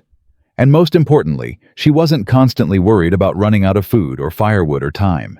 She could breathe here. For the first time in 2 years, she could actually breathe. Josie took to the new life with surprising ease. Rosa Martinez came twice a week to give lessons, reading, writing, arithmetic, and Josie drank in the knowledge like water after a drought. "She's brilliant," Rosa told Clara one afternoon. "Truly gifted. If she'd had proper schooling from the start, she'd be teaching circles around most adults." She taught herself to read when she was 6. Wouldn't stop asking questions until she figured out how the letters worked. With the right education, she could do anything, be anything. Rosa's eyes were serious. "I'd like to work with her more if you'll allow it. Maybe even prepare her for the entrance exams at the territorial school in Cheyenne." Cheyenne. Clara's heart lurched. "That's so far." "It's an opportunity. The kind that doesn't come often for girls out here." Rosa touched her arm gently. "Think about it. There's no rush." Clara thought about it constantly. Josie, who'd spent 2 years being a second mother, who'd sacrificed her childhood for her siblings. Josie deserved chances, deserved more than this life could offer. But the thought of losing her even to something good made Clara's chest ache. 3 weeks after their arrival, Tommy was well enough to explore the ranch. Clara watched from the kitchen window as he wandered through the barn with Lily in tow, the 2 youngest forming their own little exploration party. Tommy had always been gentle, and Lily adored him with the fierce devotion of a 4-year-old. "They're looking for the new kittens," Eli said, appearing beside her at the window. "Barncat had a litter last week. Tom's been asking about them since he heard. He's always loved animals. Gets that from William. Good trait in a rancher." Eli paused, and Clara felt him choosing his next words carefully. "He asked me something this morning. Tommy did." "What?" "He asked if I was going to be his new papa." Clara's heart stopped. "What did you tell him?" "I told him the truth, that I didn't know, that it wasn't my decision to make. That his real papa would always be his papa no matter what happened." Eli's voice was steady, but she heard the emotion beneath. "I told him that I cared about his family and wanted to help them, but that words like papa were serious and shouldn't be used unless everyone was ready." That was... Clara's throat closed. That was the right thing to say. "I hope so." Eli turned to face her. "Clara, I know we said slow, and I meant it. But the children are going to have questions. They're going to need to understand what this arrangement is, what we are to each other." "What are we to each other?" "I don't know." The honesty in his voice was painful. "I know what I want us to be, but wanting and being are different things." "What do you want?" Eli was quiet for a long moment. Outside, Tommy's laughter echoed as Lily squealed about something, probably a kitten. "I want to be someone you can count on," he said finally.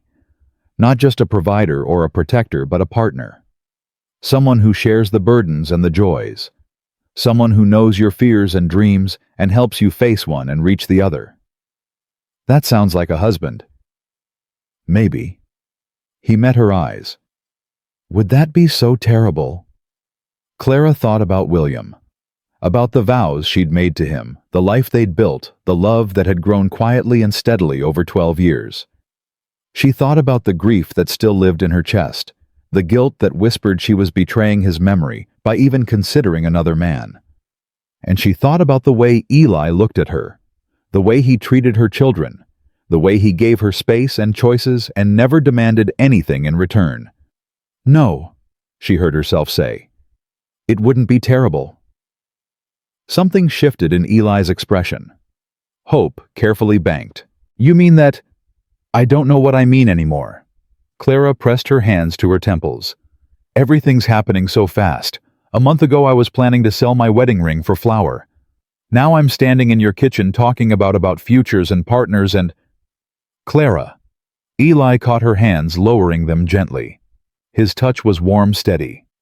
I'm not asking for an answer right now. I'm not asking for anything. I just needed you to know where I stand, what I'm hoping for. Why? Because honesty matters. Because I've spent too many years keeping everything locked inside, and I don't want to do that anymore. Not with you. He released her hands. Take whatever time you need. Weeks, months, years.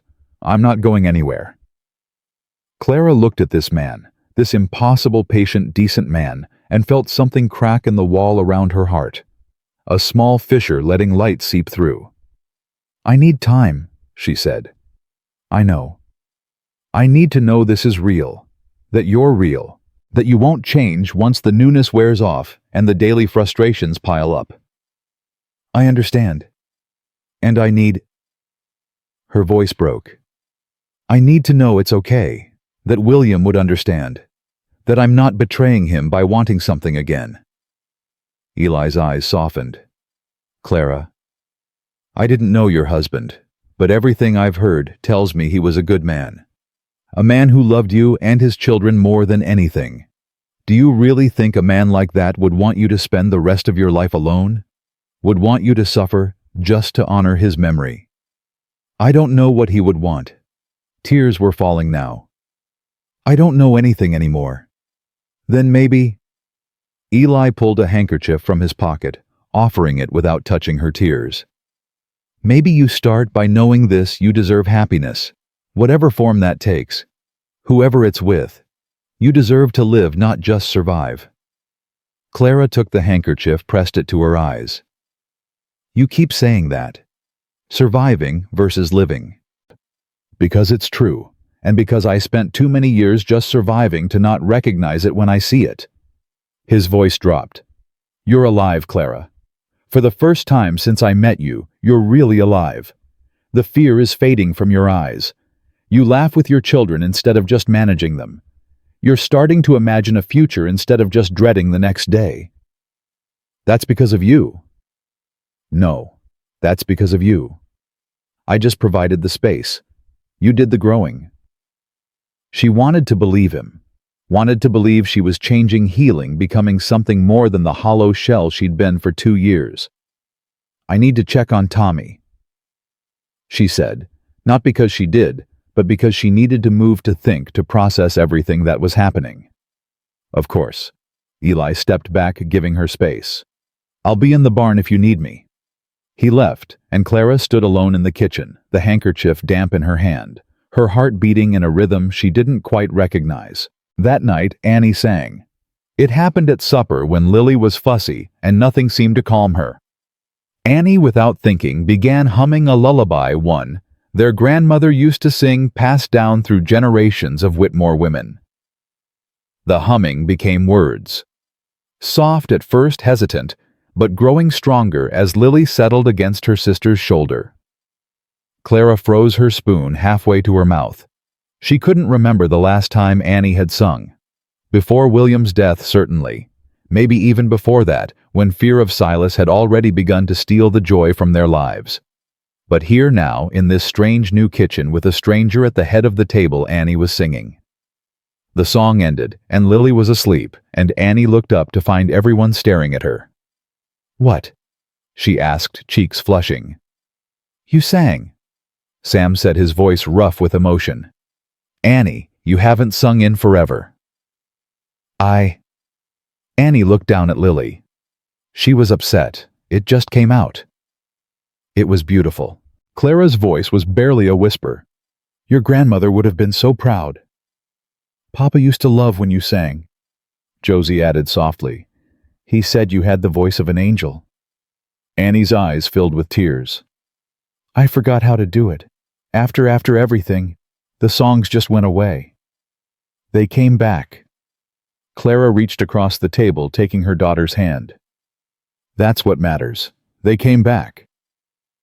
Eli said nothing, but Clara saw him watching Annie with an expression that made her chest tighten. Not pity, never pity, but something like recognition. Like he understood exactly what it meant to lose something precious and then find it again. Later that night, after the children were asleep, Clara found herself on the porch again. The stars were brilliant overhead, undimmed by clouds, and the cold was sharp but not unbearable. Couldn't sleep again. Eli's voice came from the shadows. He'd been there all along, she realized, keeping watch. Annie sang. I heard.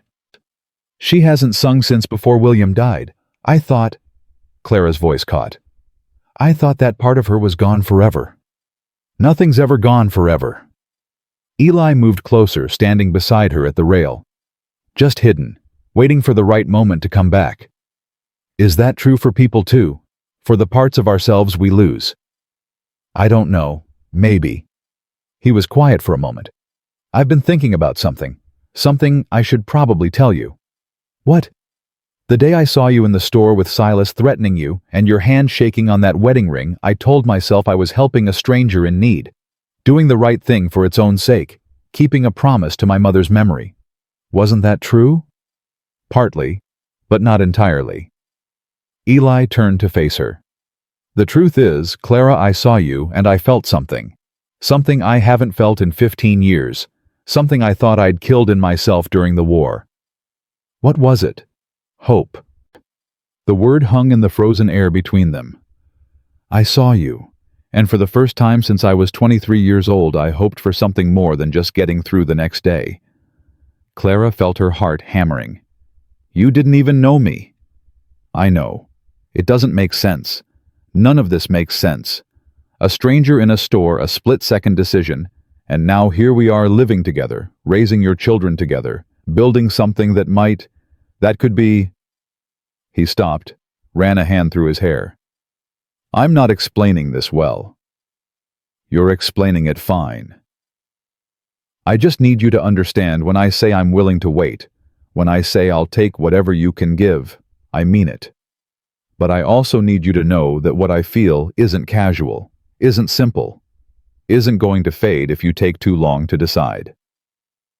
What do you feel? Eli met her eyes, and in the starlight, she saw his walls come down. All of them, all at once.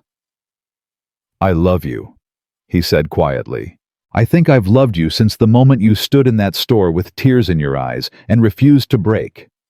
I love your strength and your fear and your fierce devotion to your children. I love the way you hum when you're cooking, and the way you check on each child before you go to sleep, and the way you look at the sunrise like it's a gift you don't quite trust. Clara couldn't breathe. You don't have to say it back. You don't have to feel it back.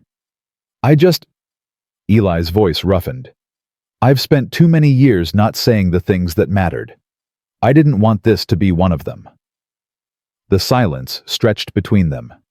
Inside the house, a child coughed in their sleep. The wind picked up, sending snow swirling off the roof. I can't say it back, Clara finally managed. Not yet. There's still too much William, the children, everything. I know. But I feel something. She forced herself to meet his eyes. Something I didn't expect. Something that scares me, because it means letting go of what I was, of who I was, and becoming someone new. That's enough. Eli's voice was thick with emotion. That's more than enough. He reached out slowly, giving her time to pull away, and touched her face. Just a brush of fingers against her cheek, gentle as snowfall. Clara closed her eyes. We should go inside, she whispered. It's cold. It is. But neither of them moved. They stood together in the frozen night on the edge of something neither of them fully understood. Two wounded souls finding their way toward each other, one careful step at a time. When Clara finally went to bed, she dreamed of William.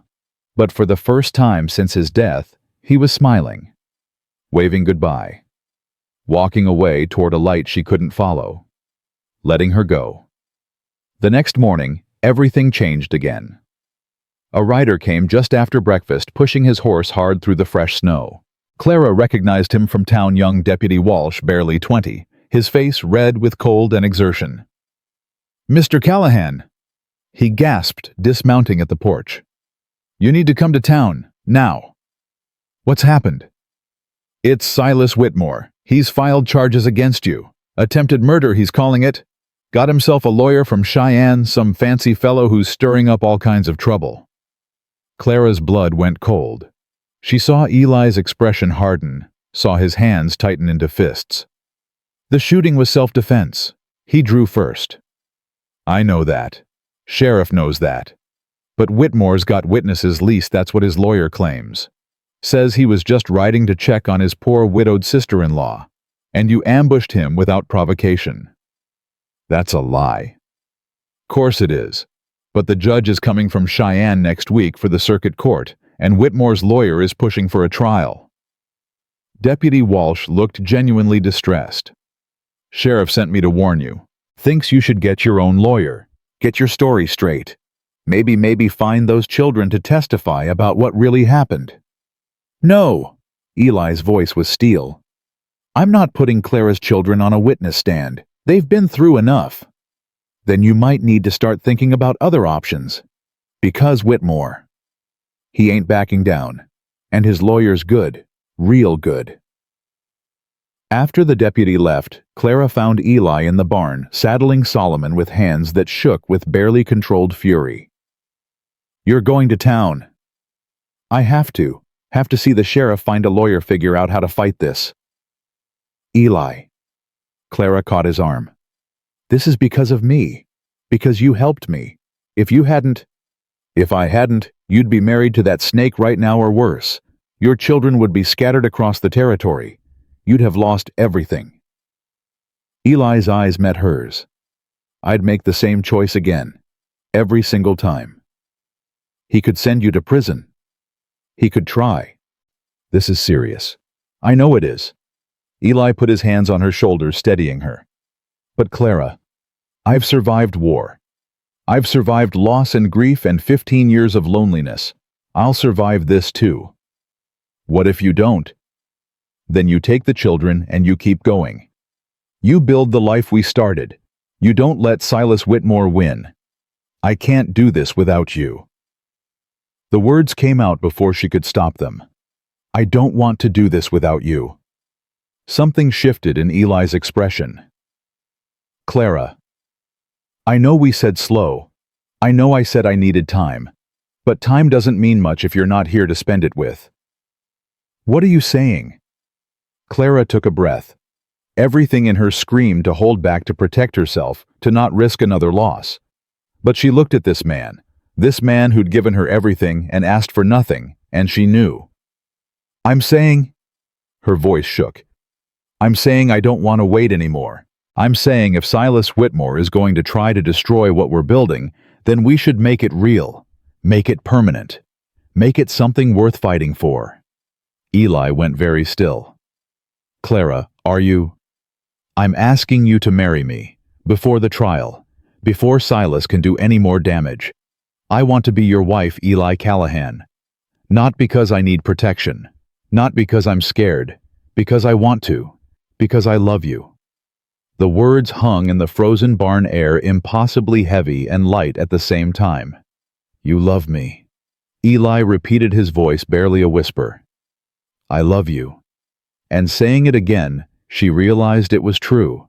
Completely, terrifyingly true. "I don't know when it happened. Maybe when you faced down Silas?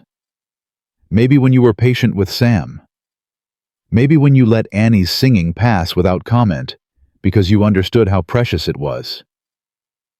But somewhere in these past weeks, I fell in love with you." "Clara." Eli pulled her close, and she felt his heart pounding against her cheek. I've been waiting my whole life for someone to say those words to me. Is that a yes? That's a yes. That's 1,000 yeses. That's every yes I have left to give. He kissed her, then gentle and fierce all at once, and Clara felt the last wall around her heart crumble to dust.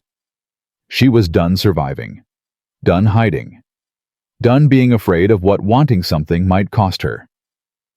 Whatever came next, Silas the trial, the uncertain future they would face it together, as husband and wife. They married 3 days later in Judge Rowan's office with Doc Sullivan and Rosa Martinez as witnesses. Clara wore a simple blue dress that Maggie O'Brien had altered overnight, working by lamplight to make it fit.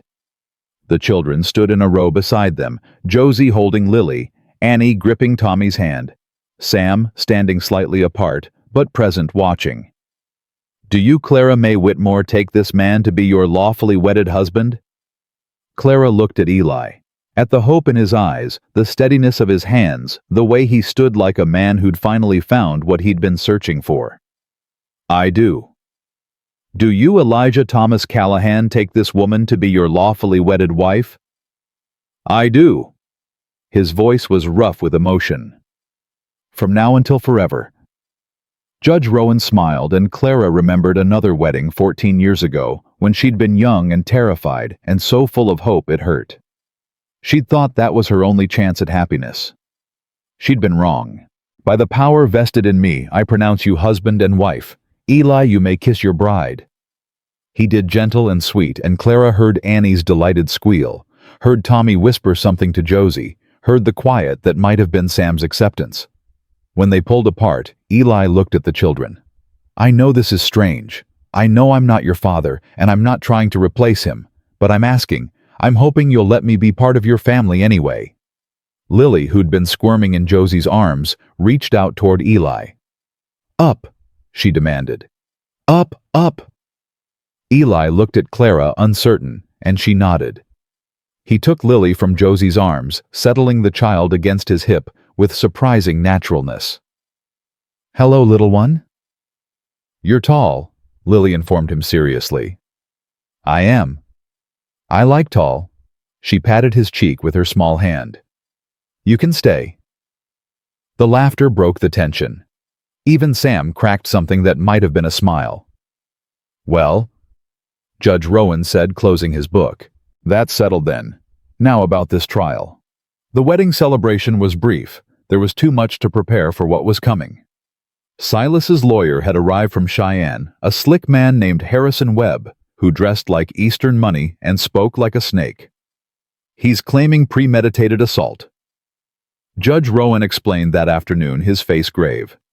Says Eli lured Silas out to the road with intent to kill him, and that Clara was complicit in the scheme. That's insane. Eli's voice was controlled, but Clara saw the fury beneath. He followed us. He was stalking Clara and the children for weeks before that day. I know. We all know. But Webb is good at twisting facts. He's got Silas playing the concerned uncle worried about his poor nieces and nephews living with a violent stranger. The judge's mouth twisted with distaste. He's painting you as a predator, Eli. A man who preyed on a vulnerable widow, isolated her from her family, and attacked anyone who tried to intervene. The children were there, Clara said. Sam saw everything. They can testify. No. Eli's voice was flat. I won't put them through that. Eli. I said no. He looked at her, and she saw the steel in his eyes. Those children have been through enough trauma. I won't add being cross-examined by a Cheyenne lawyer to the list. Then what do we do? Judge Rowan leaned back in his chair.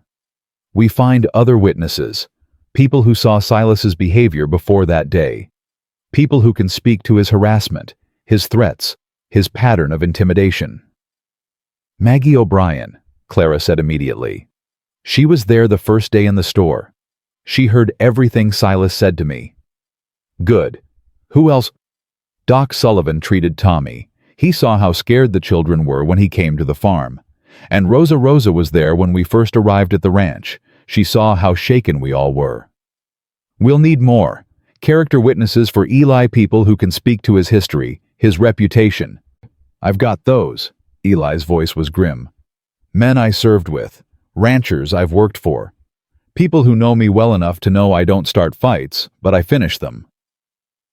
The week before the trial passed in tense preparation. Clara watched Eli retreat into himself, becoming quiet and distant in ways that frightened her. He still treated the children with patience, still did his work, still held her at night. But something had closed behind his eyes. "Talk to me," she said one evening, finding him alone on the porch. "You're carrying something. I can see it." "Just thinking about the war." "Tell me." Eli was silent for a long moment. Then slowly the words came. "There was a battle. Antietam. You've probably heard of it. Bloodiest day in American history, they call it now. I was 23 years old, and I watched men die by the thousands. Boys, some of them. 16, 17 years old, crying for their mothers while they bled out in the mud." Clara took his hand, saying nothing. "After when it was over, and we were counting the dead, I found myself standing in a field of bodies, and I realized I felt nothing. No horror, no grief, no relief at surviving. Just nothing. I'd become a machine, a weapon that walked and talked and followed orders, but wasn't really human anymore. But you came back. You built this ranch. You helped me, helped my children. I forced myself to feel again. Took years. Reading books, working with animals, letting myself care about the land, about the horses, about something other than survival." Eli's grip tightened on her hand. "But Webb's going to bring up the war. He's going to try to paint me as damaged goods, a violent man who never really left the battlefield. Anyone who meets you knows that's not true." "Do they, Clara? I shot Silas without hesitation, didn't even blink. What does that say about me?" "It says you protected my family when we needed protecting." Clara turned to face him fully. "It says you're the kind of man who acts when action is needed. That's not damage, Eli. That's strength. Webb won't see it that way. Then we'll make the jury see it differently." The trial began on a bitter, cold morning, the courthouse packed with curious townspeople. Clara sat in the front row with the children refusing to hide in the back, like she was ashamed of something. Silas took the stand first. His arm was still in a sling, playing up the injury for sympathy. He spoke in a measured, reasonable voice about his concerns for his late brother's children, about the strange man who'd appeared from nowhere, about his shock at being ambushed on a public road. "I was simply riding to check on my family," Silas said, his face a mask of wounded innocence. "The road to the old Whitmore farm passes near where the shooting occurred. I wasn't following anyone, I was taking the most direct route." "And you had no intention of confronting Mr. Callahan?" Webb prompted. "None whatsoever. I'd never even spoken to the man before that day, but when I saw him riding toward me, something in his manner concerned me. He seemed aggressive, hostile." "What happened next?" "He drew his weapon without warning. No words, no attempt at conversation, just violence." Silas's voice trembled convincingly. "I barely managed to get my own gun clear before he shot me." Clara's hands clenched so tight her nails drew blood from her palms. Beside her, Sam was rigid with fury, his jaw working, his fist pressed against his thigh. "Liar," Sam whispered. "He's lying." "Quiet," Clara murmured back. "Our turn is coming."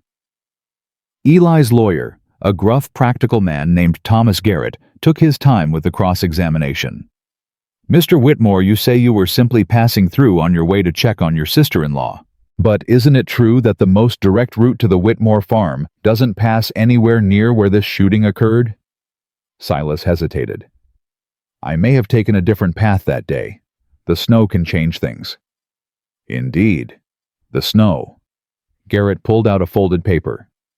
"I have here a statement from Deputy Walsh, who examined the tracks at the scene.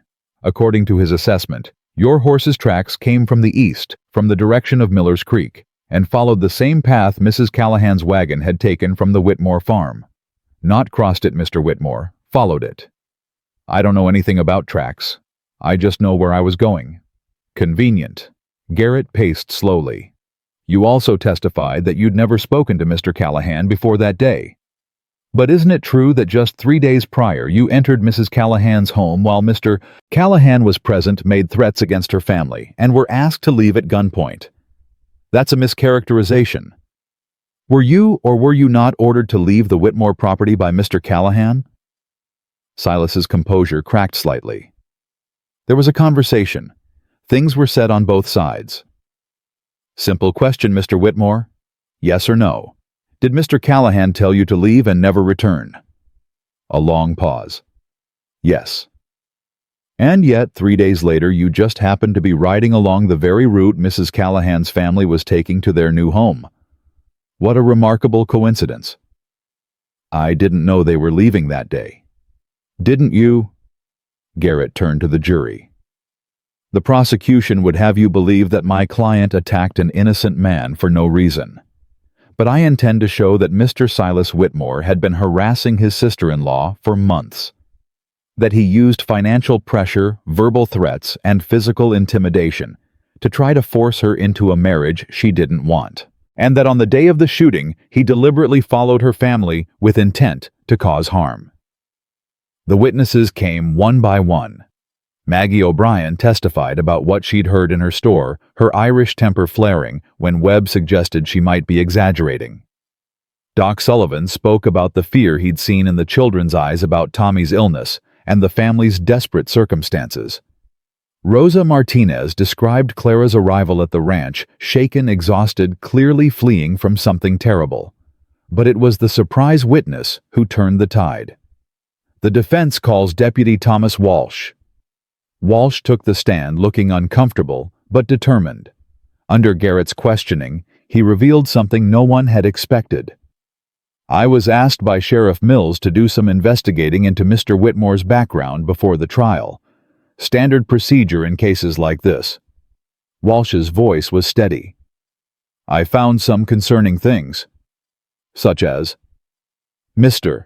Whitmore has filed similar charges before, 3 times in fact, against 3 different men in 3 different towns over the past 8 years. The courtroom stirred. Even Judge Rowan leaned forward. And what was the outcome of those cases? All dismissed. The pattern was the same each time. A widow with property. A man who helped her. Mr. Whitmore claiming assault and pressing charges. But when investigators dug deeper, they found evidence that Mr. Whitmore had been the aggressor in each case. Objection. Webb was on his feet. This is hearsay, Your Honor. Previous dismissed charges have no bearing. I'll allow it. Judge Rowan's voice was cold. The jury should hear the full picture.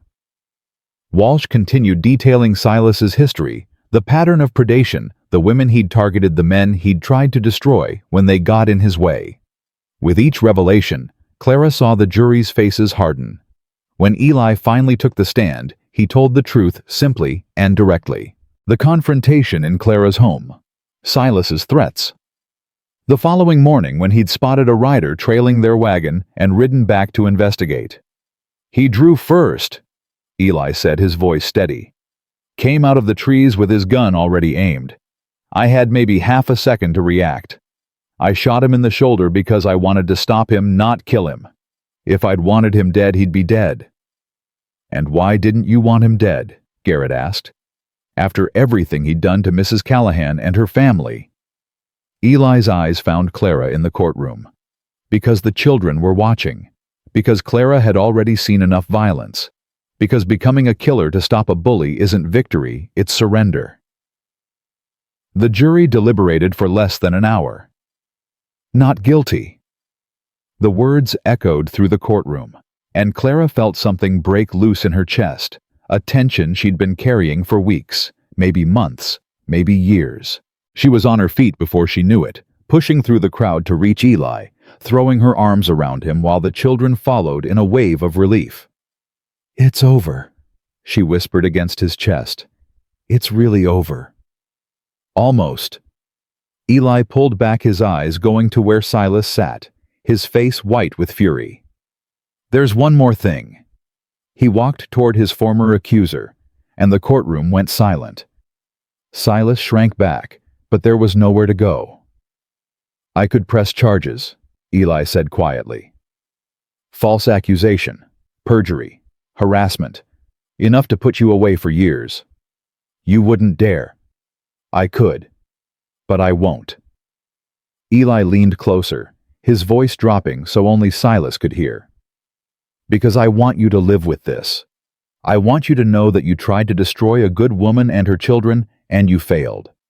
I want you to spend the rest of your miserable life knowing that they're happy, that they're safe, that they have everything you tried to take from them." He straightened, his voice rising so the whole courtroom could hear. "But Silas Whitmore, if I ever see you within 100 miles of my family again, there won't be a trial. There won't be lawyers, or judges, or juries. There'll just be you and me, and whatever God you answer to. Do you understand?" Silas said nothing. He didn't have to.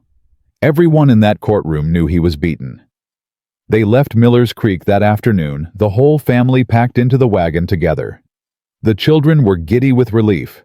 Even Sam was smiling, really smiling for the first time since his father died. "Mama?"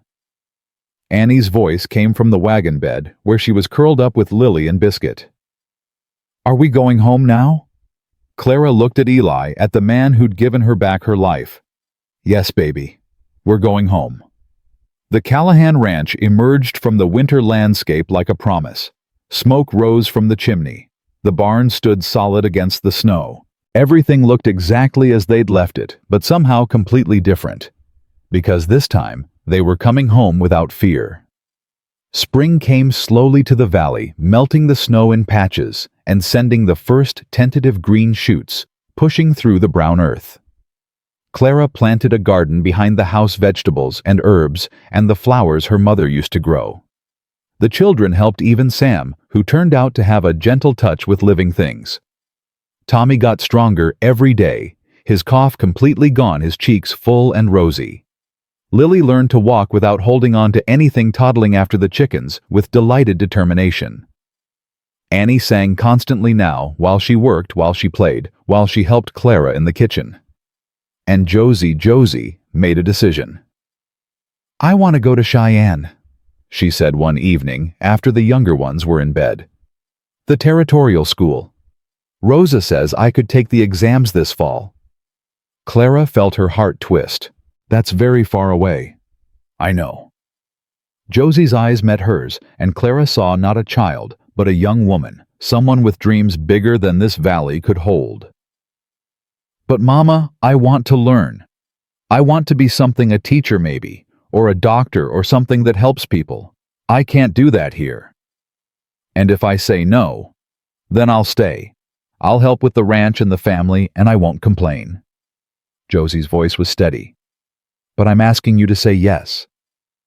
Clara looked at her daughter, her firstborn, her helper, the girl who'd been a mother to her siblings when Clara couldn't be.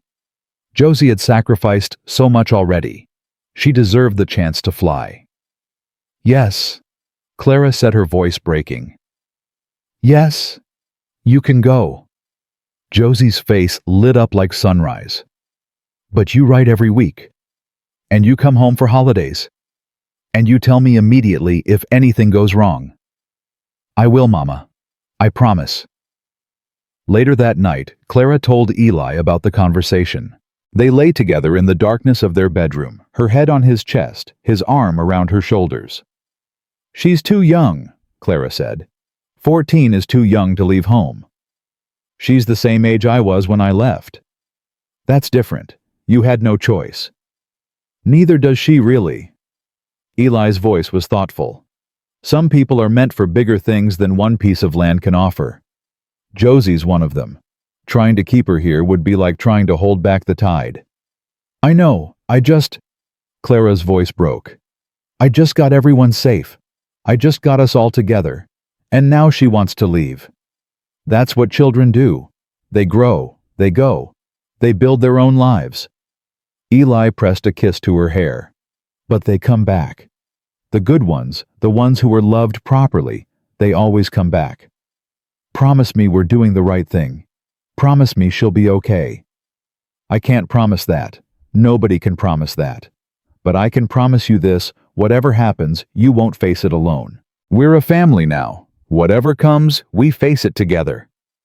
Clara thought about all the times she'd felt alone, all the nights she'd lain awake, terrified, wondering how she would keep her children fed and safe. All the mornings she'd forced herself out of bed when every part of her wanted to give up. She wasn't alone anymore. She would never be alone again. I love you, she whispered. I love you too. Summer brought warmth and growth and the completion of something Clara had been working on in secret. On a warm evening in July, she led Eli and the children out to the small hill behind the house where the wildflowers grew thick and the view stretched all the way to the mountains. What is this? Eli asked, looking at the blanket she'd spread, the lanterns she'd placed, the food she'd prepared. A celebration. Of our first 6 months together. Of surviving everything that tried to destroy us. Clara took his hand. And of this. She reached into her pocket and pulled out a small wooden box. Inside, nestled on a square of velvet, was her wedding ring. The one she'd almost sold for flour. The one from her marriage to William. Clara, I want you to have it. Her voice was steady. Not to wear it wouldn't fit, but to keep. To know that the love I had for William doesn't compete with the love I have for you. They're both part of me. Both part of who I am. Eli took the box carefully as if it might shatter. Are you sure? I'm sure. William gave me those children. He gave me 12 years of happiness. But you, Clara's voice caught. You gave me a future, a second chance, a reason to believe that losing someone doesn't mean losing everything. Sam stepped forward. In his hand was William's knife, the one he'd carried since his father's death, the one he'd guarded like a sacred object. I want you to have this, he said to Eli. Papa would have wanted someone who protects this family to carry it. That's you now. Eli looked at Clara, his eyes bright with unshed tears. She nodded. Thank you, Sam. Eli took the knife, his voice rough. I'll carry it with honor. Annie came next, pressing a folded paper into Eli's hands. I wrote you a song. It's not very good, but I'm sure it's perfect. Tommy brought a drawing, the whole family stick figures with oversized heads standing in front of a house with a big red barn. And Lily, not quite understanding what was happening, but wanting to participate, handed Eli a slightly wilted wildflower she'd picked herself. For you, she said solemnly. Because you're nice. Eli gathered them all close. His wife, his children, his impossible, unexpected family, and Clara felt something settle in her chest. Not the absence of pain, because the pain would always be there, woven into the fabric of who she was. But alongside the pain, something else: joy, belonging, home. I never thought I'd have this, Eli said quietly. Never let myself want it. Too scared of losing something this precious. You won't lose us, Clara said. You don't know that. I know that we're here now. That today, this moment, we're together. And that's what matters. Not what might happen tomorrow, not what we've lost before. Just this. Just us. The children had wandered toward the blanket drawn by the food and the lanterns and the magic of an evening picnic. Clara and Eli stood together watching them, these 5 small humans who'd somehow become the center of everything. You know what I realized? Eli said softly. What? That day in the store, when I saw you about to sell your ring, I thought I was saving you. I thought I was being the hero riding in to rescue the damsel in distress. He shook his head. But that's not what happened at all. No. You saved yourself. You'd been saving yourself and those children for 2 years before I came along. All I did was give you a chance, and you took it. You fought for it. You built this life with your own hands and your own heart. Eli turned to face her fully. I didn't save you, Clara. If anything, you saved me. We saved each other, Clara said. That's what love is, isn't it? Two people pulling each other out of the dark. I think so. I think that's exactly what it is. They joined the children on the blanket, passing food, and trading stories, and watching the sun paint the sky in shades of gold and rose. When darkness finally fell, they gathered the lanterns and walked home together, Lily asleep in Eli's arms, Tommy's hand in Clara's, the older children running ahead. Later, after everyone was in bed, Clara stood at the window of her room, their room, and looked out at the valley she'd learned to call home. The stars were brilliant overhead. The air was sweet with summer. Somewhere in the barn, a horse whickered softly in its sleep. Eli came up behind her, wrapping his arms around her waist. "What are you thinking about?" "Choices," Clara said. "All the choices that led us here. What if I hadn't gone to the store that day? What if you hadn't stopped to listen?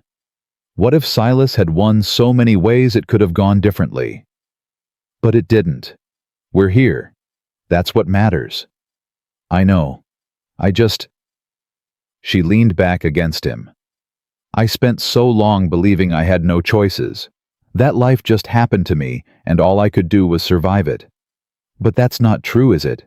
We always have choices, even when they seem impossible." "What are you choosing now?" Clara turned in his arms, looking up at the man who'd walked into her life and changed everything. "I'm choosing to stop being afraid. I'm choosing to believe this will last. I'm choosing to be happy, even when happiness feels dangerous, even when part of me is still waiting for something to go wrong." She touched his face. "I'm choosing you, Eli Callahan. Today and tomorrow and every day after that." He kissed her, then soft and sweet and full of promise. "And I choose you, Clara Callahan, always." Outside, the wind whispered through the summer grass, carrying the scent of wildflowers and warm earth. The mountains stood sentinel against the starlit sky, and in a farmhouse built of logs and hope, a family slept peacefully together whole. Not perfect, never perfect, but real and chosen and more than enough. Clara May Whitmore. Callahan had lost everything once. Her husband, her security, her faith that the world could be kind. She'd been beaten down by grief and fear, and the cruelty of a man who saw her as property to be owned. But she'd survived. Not just survived, she'd risen. She'd fought for her children and herself. She'd opened her heart to love again, even when love felt like the most dangerous thing in the world. And in the end, she'd found what she'd been searching for all along. Not rescue, not salvation from someone else. Home. A place where she belonged, a family that was hers. A love that asked nothing but gave everything. Clara Callahan closed her eyes and let herself rest. Tomorrow would bring new challenges, Josie leaving for school, Sam learning to become a man, the younger ones growing and changing in ways she couldn't predict. Life would continue to surprise her, to test her, to demand more than she thought she could give. But she would meet it all, because she was no longer a widow clinging to survival. She was a wife, a mother, a woman who had chosen her own fate and built her own happiness from the ashes of everything she'd lost. And that was worth every struggle, every tear, every moment of fear. That was worth everything.